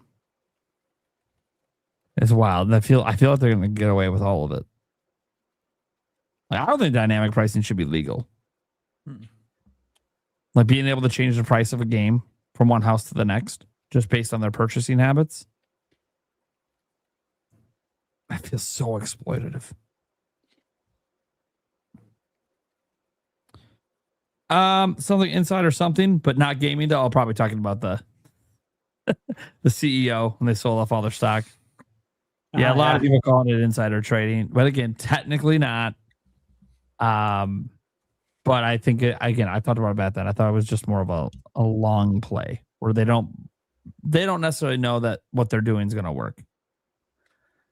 So cash now. Yeah. And look, you're still there, and you're still CEO, and you're still corporate. You're still going to get more stock every year. So, yeah, this happens all the time. You know, there's hedging their bet. Like, hey, if this isn't going to work, cool. I still got my millions. Yeah, so just hedging bets. I mean, look, I would say I'm in the same position. I wouldn't maybe do it. I would do it. You know, I'm hedging bets, but I'm still trying to push the company forward. I still think it's the right direction, but I'm hedging bets to make sure I'm good. So I would do it. Out, I'm good. You know, diversify that money. Yep. You're still making money on it. Don't touch it. You don't need to touch it because you're still working. Yeah. So I think it's a good move. Yeah. I mean, look, I don't blame the guy doing it personally. It's just not a good look publicly. That's all. I don't think they care. When they do moves like this, they don't give a shit. I just made $5 million. Why the fuck do I care about public backlash? People are going to forget about this headline in 2 days. And a headline like that, yeah, they will forget about in 2 days. All right. Getting more wave race. Want wave race back. Lots of wave race love. Good take, Nate. Thank you so much earlier. I don't know what take it was, but I think all my takes are the correct takes. So thank you so much. I'm always right. Dude, I get things wrong all the time. It's great. Jorge, the only thing that matters besides keeping physical that would bring back Microsoft any kind of goodwill is to do what Nintendo did with Switch or Switch 2, release some damn games. No BS, just games.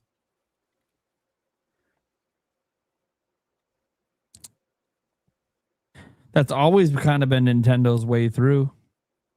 All the drop the price, all the, game keycard backlash, and here's Nintendo just promoting games. That's how Sony won so many with the PS4, right? They lost a lot of folks when they said $599 at E3. Mm-hmm. Again, PS3 still sold 80 million, but it was in the back half, right? Up front, people were not buying it. Drops, slamming the game lineup in the back half. Yeah, and with PS4, you brought the goods, man. You brought the games. People were happy. And obviously with PS5, it's been a different story. We all know why. So you're putting all your money in live service so you can maximize profits. Everything's profit driven. Yeah. Suits making decisions. And look, guys, I've said this before. All three companies are obviously greedy corporations looking to maximize money. But I will note that, one thing I've noticed in covering this stuff for so long is, and it's just really coming to a head now, is there's a difference between being greedy and wanting to make money and then wanting all of the money right now. And that's how Microsoft, Sony, EA, Ubisoft, all these companies have behaved for so long is now. Maximize money now. I want all the money now. And Nintendo, do you guys know how much money they would make on Splatoon if they microtransactioned all that cosmetic shit? Do you know how much money they're leaving on the table doing that? But they feel like if they do that, they're hurting the longevity and the value of that IP, and people will eventually get tired and they might not buy Splatoon 6. That's Nintendo's philosophy. They still want you to be buying this 10, 15 million copies every time until they're done making Splatoon games, if there ever is a day they're done. And it's just a longevity plan. It keeps the company healthy over the long haul, but you're not going to see the explosive growth that you see with other companies that do it the way where they're chasing maximum profits all the time. And that's what Sony's doing right now. And we're seeing it in real time, how scummy that feels to consumers for a company to chase profits at all costs. And Nintendo, on the other hand, doing things like, hey, we only raised it $50 on Switch 2, and that's not even covering the cost difference since launch. We probably should be raising it more, but we just don't think our product can be viable in the marketplace if we do that. And we're trying to be considerate of trying to be affordable to people. Way different messaging than Sony's 3 or 4 price hikes they've done in the last year. It's just, you got to release games, but at this point for me, it's even more than that. You gotta give a shit. Sony doesn't feel like they're fighting. It feels like they're just, hey, we see a problem with our margins. That problem's fixed with digital. That problem's done. Next problem, we have a pricing problem with PS6. Well, I don't know how much we can do about that.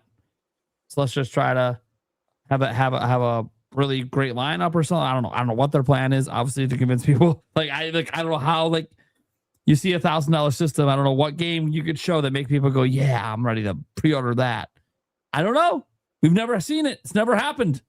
We don't know what this is going to feel like. We've never had a system launch at $1,000+ So we don't know. We don't know what this is going to feel like. We don't know if it's going to make us judge the games differently when we see them. Like when you see that first PS6 game, are you going to look at it and be like, "Dude, that doesn't look like anything better than I had on PS4?" Because that's what people have been saying the entire PS5 gen.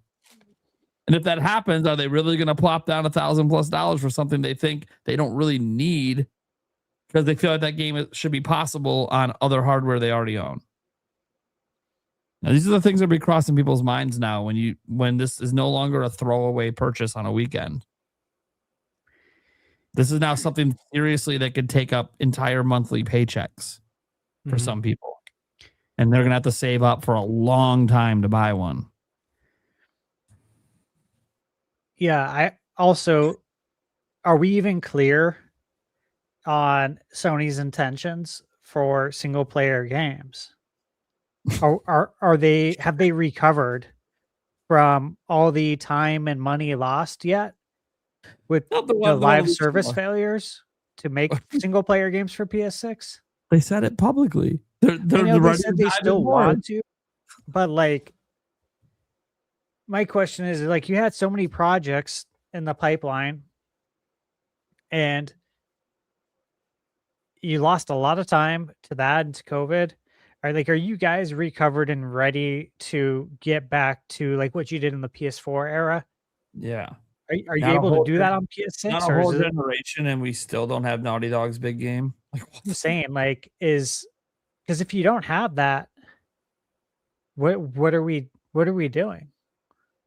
I want that. I want all their single player hits. I'm not trying to buy a PS5 for Horizon Hunters and Gatherers. Forbidden West, though. I love Zero Dawn and Forbidden West. Love them, 100% at both. But if you ain't got that, what do you got for me? Because I can play all the third-party stuff now on Nintendo as well. That's the thing, man. I don't know if they have what it takes. I don't know. Yeah, I don't know. Be interesting. Xbox is in the sub basement, Prime. Is that also a triple joke? And one of them is that the story broke that Nintendo has more online subscribers than Xbox does now, which is like historically wild to think about. Like absolutely wild. Xbox started this shit, and Nintendo. By the way, Nintendo proved that Phil Spencer was a liar too. So, and I think Phil Spencer believed what he said, but like Nintendo just factually proved that's bullshit. And that was that, we lost the most important gen for digital because of blah, blah, blah. Fuck that, dude. Nintendo didn't do jack shit till 2017. Launched a whole new account system and a whole new eShop. No backwards compatibility. Second best selling console of all time. Make a compelling fucking product. People will show up. It ain't that you lost the wrong generation. That's just a fucking excuse. Oh, man. And you know what makes it a compelling product? Oftentimes it's the games. And Microsoft has struggled to get consistent game releases out. Hopefully that changes, but I don't know. They just cut some teams down that now I'm like, man, are we ever getting another Doom? I don't know.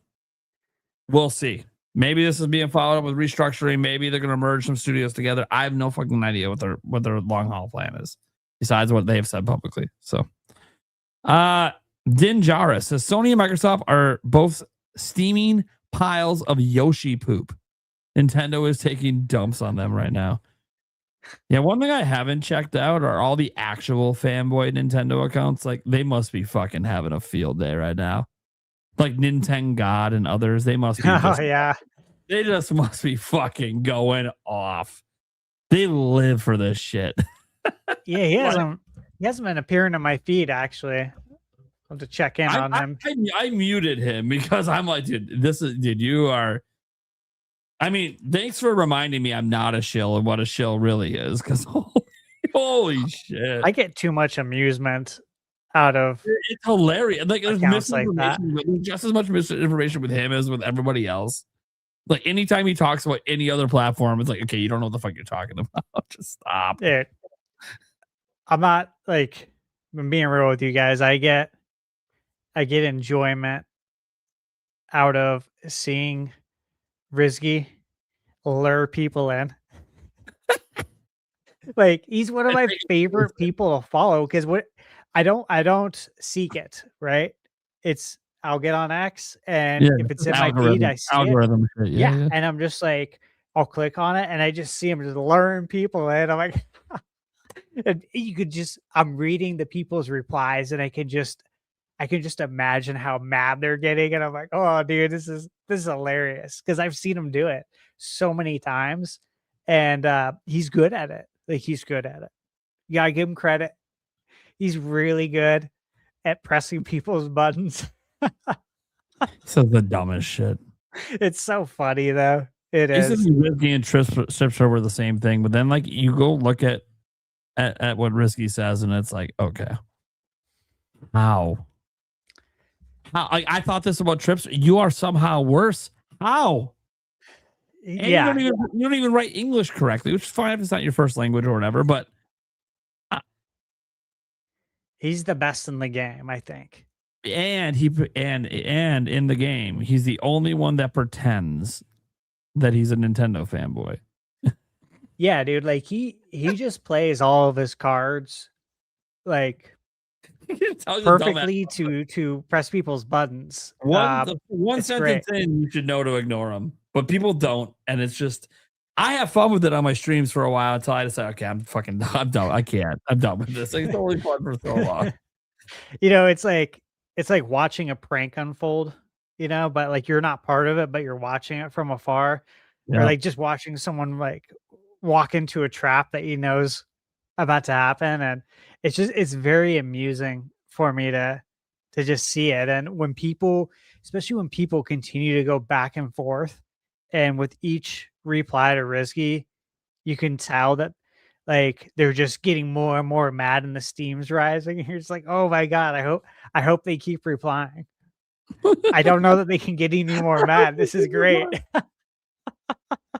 That's hilarious. Your camera crashed, Eric. Of course it did. Yeah, right towards the end. I know. Hey, at least it's at Oh, how about sorry, this one first. How about a Metroid Prime Hunters remake? Anyone want to see that? Was that DS back in the day? Right? Yeah, DS. Had a tap to shoot. Style, baby. You know, I think multiplayer would be great for Metroid just to bring it to a broader audience, to popularize it more. For me personally, I could care less.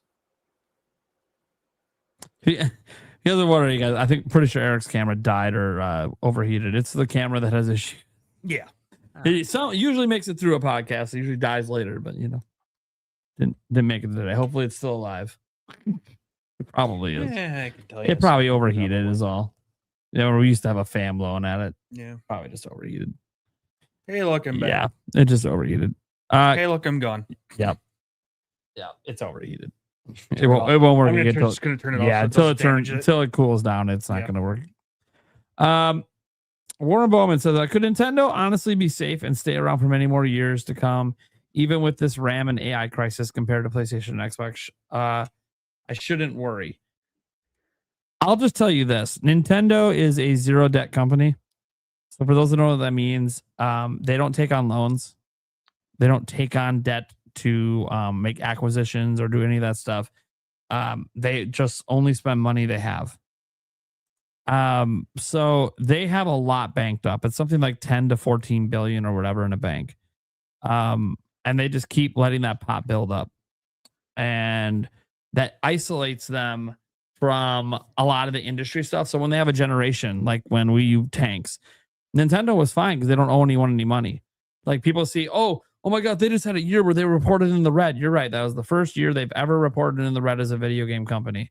You know what? That is a panic mode for most companies to have a $1 billion companies that are used to making hundreds of millions of dollars to billions every year in profits. Suddenly you're in the red. That is a massive, like, holy shit, that company's in trouble. But that wasn't true for Nintendo because they didn't owe anyone any money. They weren't going to default on anything. The money that money they lost is just their own money. It's money they already spent. They just didn't make it back. They were never in danger. They have so much in the bank. Someone's pointed out, like, they could have Wii U failure after Wii U failure for 50 years before they'd be in trouble because they don't owe anyone any money. So no, in terms of Nintendo being safe, they are completely safe to survive all of this. They're also the best positioned to survive all of it and actually maybe even sell well during this generation. But there's a lot of unknowns. Obviously, guys, if things get worse, the price is going to go up. He left the door open for that. And if it gets way worse, we've already seen RAM prices go up 500%. If it goes up 1,000%, 1,500%, and all of a sudden Switch 2 has to be sold at like $700, yeah, okay, they're fucked. I think that prices you out of the handheld market for the traditional handheld market. I know all the fucking gaming PCs are a fortune at the moment. I'll just give my 2 cents in, following Nintendo, of course, my whole life. I have never worried about Nintendo going anywhere my whole life. I watched Michael Pachter fearmonger for years and say Nintendo was going out of business and that this will be their last console generation and they're going to go third party. And I even saw him before spout all Wii. the nonsense. Yeah. Oh, so many times, man. So Is many Nintendo's times. Doom.com, is that still a website? Yeah. He used to crap on the GameCube, of course, the Nintendo Revolution, the underpowered GBA. He thought the PSP was going to whoop the DS's ass because, Graphics. graphics. Like, yeah. come on, The bro. Pactor, he had that stupid YouTube channel, the Pactor Factor. Yep. And I only knew about him because, like, before trailers. YouTube was I big, knew about them. well, I knew from Planet GameCube because okay. they'd run Billy Berghammer. He would run the articles all the time on Pactor, and he was just always dooming. This is NintendoDoomed.com, guys. It's been around for decades, and it's always just been a black screen saying yes. Why? Because people like Michael Pachter and others have been saying Nintendo is doomed for decades. Yeah, I saw him make fun of the GameCube because it has a handle and this and that, and it's like, bro, nobody cares. Does it have good games? Dude, That's what gamers care about. You know what's wild? What? We hearing all the, like, you just brought back so many memories mentioning Michael Pachter, because I remember all of these headlines all the time. Yeah, always from the different outlets. Dude, he was a big part of E3 coverage too back then. But even beyond that, I remember, obviously people didn't know that this was a moment that Nintendo was revolutionizing again the way the way we do things in the game industry.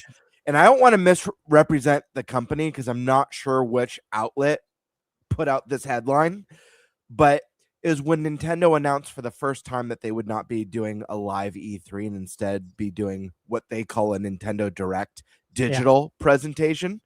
And I believe, could be wrong, so don't quote me, I believe it was Polygon, but one of the big gaming outlets basically put, like, this is a really bad sign for Nintendo and shows that there's a really big lack of confidence behind the brand. And go figure, not only was it unbelievably successful, but every single company has copied it. Not just the big three, like Capcom's doing them, Ubisoft's doing them. So everyone knows them. They are the pioneer. Like, companies don't just copy Nintendo's gameplay elements. Like, you look at my channel, right? So many games I've reviewed, borrow stuff from Zelda, or borrow stuff from Mario, or borrow stuff from Metroid, right? We got Metroidvanias. But it's not just that. It's not just like the controllers with the rumble motor and the joystick, the shoulder buttons, the motion controls. Obviously, again, we talked about it. We're all expecting the next generation of PlayStation and Xbox to have handheld counterparts. Nintendo is copied in so many ways, and we should be thankful that they are. because you have a good leader. You have someone that's like leading by example and doing things right. And the more people that take those things away from Nintendo and utilize it themselves, I think the better off the industry would be. Sure. Right? Yeah. Guys, you can do game cartridges in handheld. That'd be great. You're not going to, but I take that from Nintendo, please. Please. They're also really positioned really well because they've made that shift to not being exclusively a video game company, and they just describe themselves now as an entertainment company. They've got their movie division, they've got their toys and their merch that you see. They've got the theme park expansions through Universal Studios, which I mean, it seems pretty clear that those are going to be expanding into new worlds, and because it's doing so good. Yeah. Yeah. Yeah, I always find it funny with when one of the criticisms that get lobbed at Nintendo sometimes is like, hey, all they do is just keep making all these 40-year-old franchises. One, it's not true. They make tons of new IP all the time. You're just not paying attention because you're not fucking on our systems. Two, yeah, they make games people want to play. I know. It's a fucking foreign concept. Some of these companies. You make shit people want to play. They show up and they buy it. Oh, it's a 40-year-old franchise. Yeah. They've kept a 40-year-old franchise so fucking fresh that its best-selling fucking game in Zelda didn't happen until 2017, and this shit came out in 1985. What the fuck are we doing? That's the thing, is that you try to diss them and you don't even realize that you're actually complimenting them. That's how ignorant you are when you say that. But they don't even realize it. Like, you know how hard it is to keep our IP relevant across that many fucking generations? Yeah. But we've seen a lot of IPs come and go, including from Nintendo. Like, it is very, very difficult to keep IPs running that long. And when they do it, and they're some of the biggest in the world, yeah, they know what they're fucking doing. They're giving people what they want. No, that should be cheered. It'd be different if they weren't making any new IPs, but they still are. Well, I mean, I'm sitting here wishing Drive already out the fucking gate, brand new IP. I mean, I'm sitting here wishing we'd get new versions of old IP. I'm waiting for the next Jack and Daxter, the next Sly Cooper, the next Banjo-Kazooie. Yeah. So. Yeah. And dude, Asha, if you want to keep the fan service going, Toys for Bob said they want to make a Banjo. So just come on. You're already under contract with you on that Spyro game. We know. All right. Talk about Banjo because you ain't fucking doing anything with it and they want to make it. By the way, release it on Nintendo and you will make money. Just letting you know.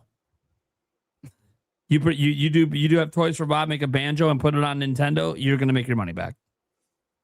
I don't know if it's going to sell on Xbox. It will sell on Nintendo.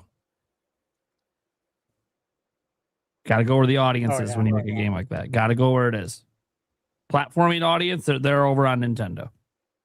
Even Astrobot. I'm telling you guys, if Astrobot was a Nintendo game instead of a Sony game, it would have sold even better, astronomically better. Beyond Good and Evil 2, baby. There are like people talk like a lot of Sony fans will talk all the time about games sell best on PlayStation. I'm like, there's certain genres I'm telling you right now fucking pop on Nintendo. Platformers is one of them. RPGs is another one that really pops on Nintendo. Oh yeah. So yeah, there's just some that's like it's not so cut and dry that it is best on Sony because there are just some IPs that just do better. That said, let's go ahead and go around, wrap this thing up, get the hell out of here. I'll let you guys know quickly just the guests for next week because Eric's going to be out the next couple of weeks, it looks like. But we do have Sandstorm coming back next week. So if you guys missed him, he was here last week. He'll be back. And for the second time ever, Tubular Jonathan coming back on. So happy to have him come back on. So it's going to be a pretty banger episode. Obviously, not sure exactly what our topics will be yet because we don't know what's happening between now and then. We'll wait and see. There's no major game releases or anything in terms of Nintendo to worry about. Our next one to worry about with that will probably be Splatoon Raiders. And that will be our review for that will be on the last episode of the month. That'll be when we do our conversational review on that one. So that one's still a couple weeks away. And that one's gonna be cool because we have some people that wanted to come on, like Alyssa and Nintendo Land, because they both are gonna be playing Splatoon Raiders. So they wanted to be on for that episode. That's gonna be a fun one. Yeah. Yeah. So it's always nice to have people that like I started doing this thing. I didn't tell you guys. I think it's just obvious. I probably should have been doing it the whole time, but this last round of invites, I was like, I should note in the invites like what episodes I know are going to be review episodes for Nintendo games. In case people want to sign up specifically for those ones because they know they're going to be going all out. And because that also makes those episodes better knowing that all of our guests played the game, right? Yeah. So Yeah, that's a good call. Yeah, so I'm like, God, I don't know why I didn't do that. But you live and you learn. It's just things you just notice over time. Certain guests not playing. Like, you know what? What if I just told them ahead of time? Then they would know not to sign up for that if they're not going to play the game. Anyways, yeah, that's what we got for you. Let's go around the room. First off, to the sock puppet, who's literally just a sock puppet because that's all that's left on him is a sock. He's naked next to me. You don't know. I'm scared. Holy crap! Sock puppet, Spice Lord, Eric Moore. Yeah.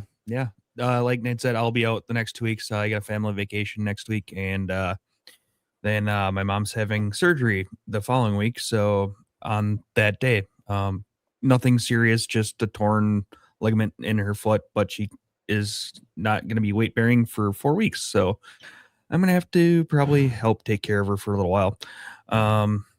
Yeah. So, and then I will probably actually be out 3 of the next 4 total, with the last one being possibly for work. So all right, at some point in time. So Eric's camera dying was an omen. Yeah, right. That you're just not going to see Eric for most of the next month. Mm-hmm. It's gonna be crazy. It's gonna be sad. Sad. Chat, when he makes his triumphant comeback, that's like, I don't know, the second episode in August or some shit. You better be dropping lots of spices in the chat. That's all I'm gonna say. We'll leave it at that. What that means, I don't know. You guys can figure it out. You got a couple weeks, 3 weeks, 4 weeks to figure it out. No, we don't need any more porn bots. We finally somewhat got rid of those. I wasn't. See, why did your mind go there? Because you said spicy. Wait. Why was it spicy? Why does the word spicy make you go to porn? Why doesn't it not? I guess you are the spice. What the fuck? My God. I am the Lord of all things spice. I swear. All right. As everyone's laying around, like, there's some shit going on. I don't know why are they laughing. Why is this funny? What is happening? Gamebird, what's going on, man?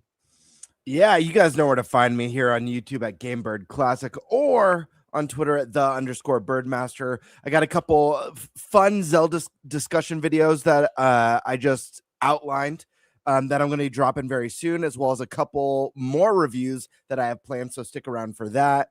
Other than that, I'll see you guys every Wednesday or Tuesday night on my channel with Gamebird Live. We had a lot of fun last night shooting the shit. I did some snack rankings. The snacks were chosen by the audience. And we hit the goal. So I have to drink some, do a nice little tasting of Pepper X sauce, which is supposed to be one of the hot sauces. It's not so we hit the goal. The people have spoken. So we'll give that one a go. That should be pretty fun. And what else? I feel like there's something else. Oh, I mentioned this last week. I'm already brainstorming. I'm getting super pumped for PAX West, thinking about the vlog, how I can make it even better this year than last year. One of the things that I'm going to be doing for you guys, members on my channel, I'm going to do a special member crawl at the end of the vlog just to thank you guys, immortalize you guys in the vlog. I'll have maybe some bloopers, some behind the scenes stuff that maybe doesn't make the main vlog running along the credit crawl. But yeah, I want to give an opportunity for you guys to be immortalized with the Nintenbyte crew. So stay tuned for more information about that. I can't wait.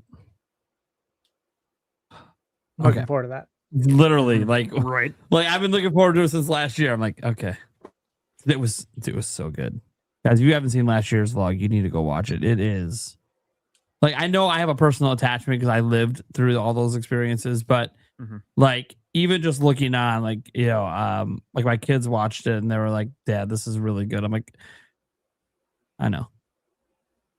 Yeah, if someone good. if someone wants to link the vlog in each of our chats, for anyone who hasn't watched our vlog from last year, I promise you this will get you pumped for not only the vlog for this year, but also I know Stash is going to be doing tons of PAX coverage with games as well as Nintendo Prime. We'll probably be doing a live podcast, I imagine, at the show again, just like we did last year. So guys, check out last year. Someone, if someone doesn't mind, link the vlog in everyone's chats. That way you can get a taste of what's to come. This was my first time making a vlog, so I'm going in this year with much more experience on how to tell a fun story. And my goal last year was I wanted it to feel like you were on the journey with us. You were hanging out with us. I think I did a pretty good job at that. But this year we're going to go even crazier. And this year, hopefully I'm not sick. But yeah, stay tuned for that. Okay. Thunderstash. All right, guys. So since last week, since I last saw you, let's see, I posted Rayman Legends Retold from Summer Game Fest. Played that on Switch 2. Star Fox review. Michaela and I played Orbitals for obviously Switch 2. It's an exclusive. And I played Hella of Mice and Magic. And I got to meet the creators behind it and also unveil a new gameplay mechanic that just got revealed. That game is actually looking really cool. You guys remember when we did the podcast after the Indie World? That was like one of the games that I said I was most excited about. It was Hella. But interestingly, that's the one with the mouse, right? Yeah, the one with the mouse. Adventure game. Yeah. I didn't realize this at I don't know. I must have missed this detail from that time to this time now, because there's a ton of different gameplay mechanics that I covered in the game. But one of the biggest things is open world, like fully open world. I was like, really? I was not expecting a mouse game like this to be like an open world experience. So that actually got me more excited for the game. But check that out. And then today I posted my review for Sword Art Online Echoes of Aincrad, which I'll just say I liked the game. There's a lot of reviews out there. For the most part, didn't. Bird, you drafted this game. Have you seen the Metacritic? Yeah.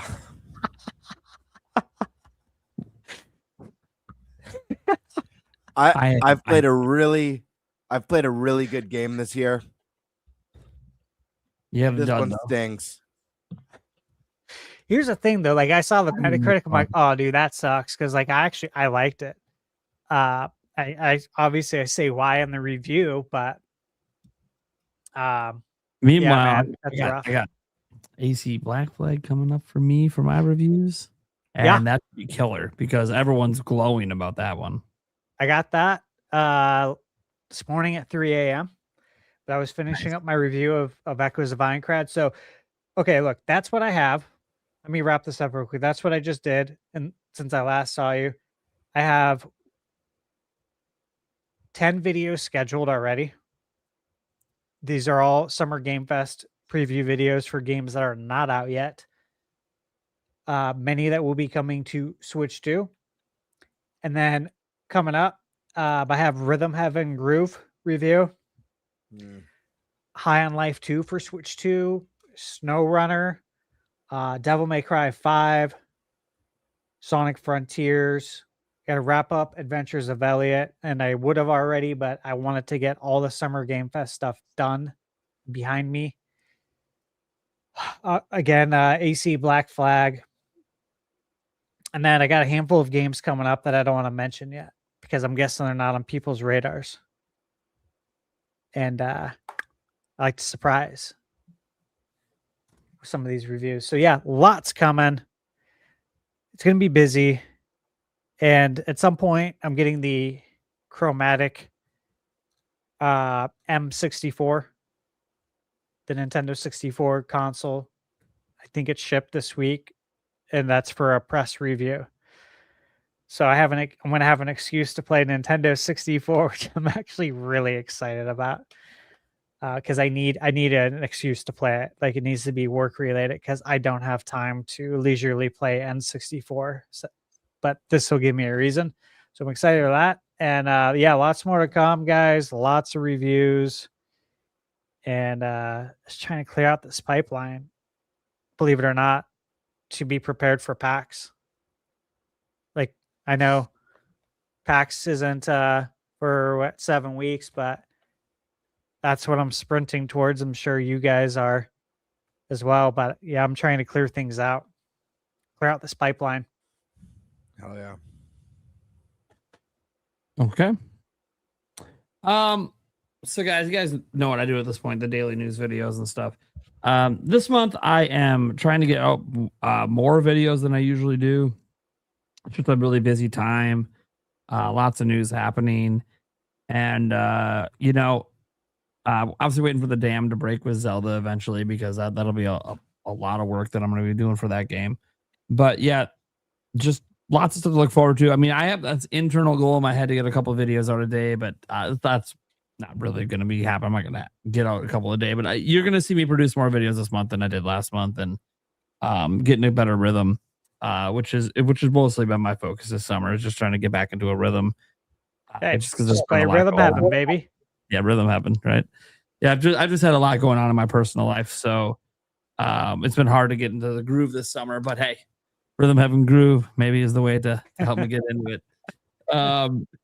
That said, yeah. So we're gonna have lots of videos, lots of live streams. We are back on our stream schedule that we've been doing before all my stuff. So yeah, we're just kicking it, man. It's summer. We're having fun. We're playing video games. We're shooting the shit. We're enjoying our summer and getting ready for PAX, man.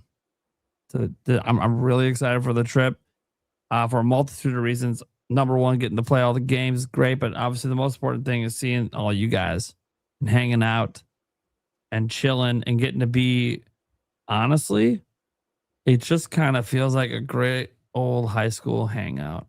Yeah, it does. And it's just fucking nice. And it's like so different from my everyday life as a parent. Like, I'm like, God, dude. It's like, it's almost a vacation, but it's not because I'm working, but it feels a little bit like it because I'm having fun. The relaxing part, not so, I wouldn't say relaxing, but fun. It's fun. Very fun. Nonstop. Mm-hmm. All right. That's it, guys. We'll catch you same time next week, or at least 3 of us will. The one guy on camera who's not on camera, you won't see, but that's okay. We'll miss him together. Maybe we'll have a funeral for the sock puppet since he's gone the next 2 weeks. Gamebird, task you with a creative vision here. Absolutely. I'll put the suit on and everything for the funeral. You said to say a few kind words.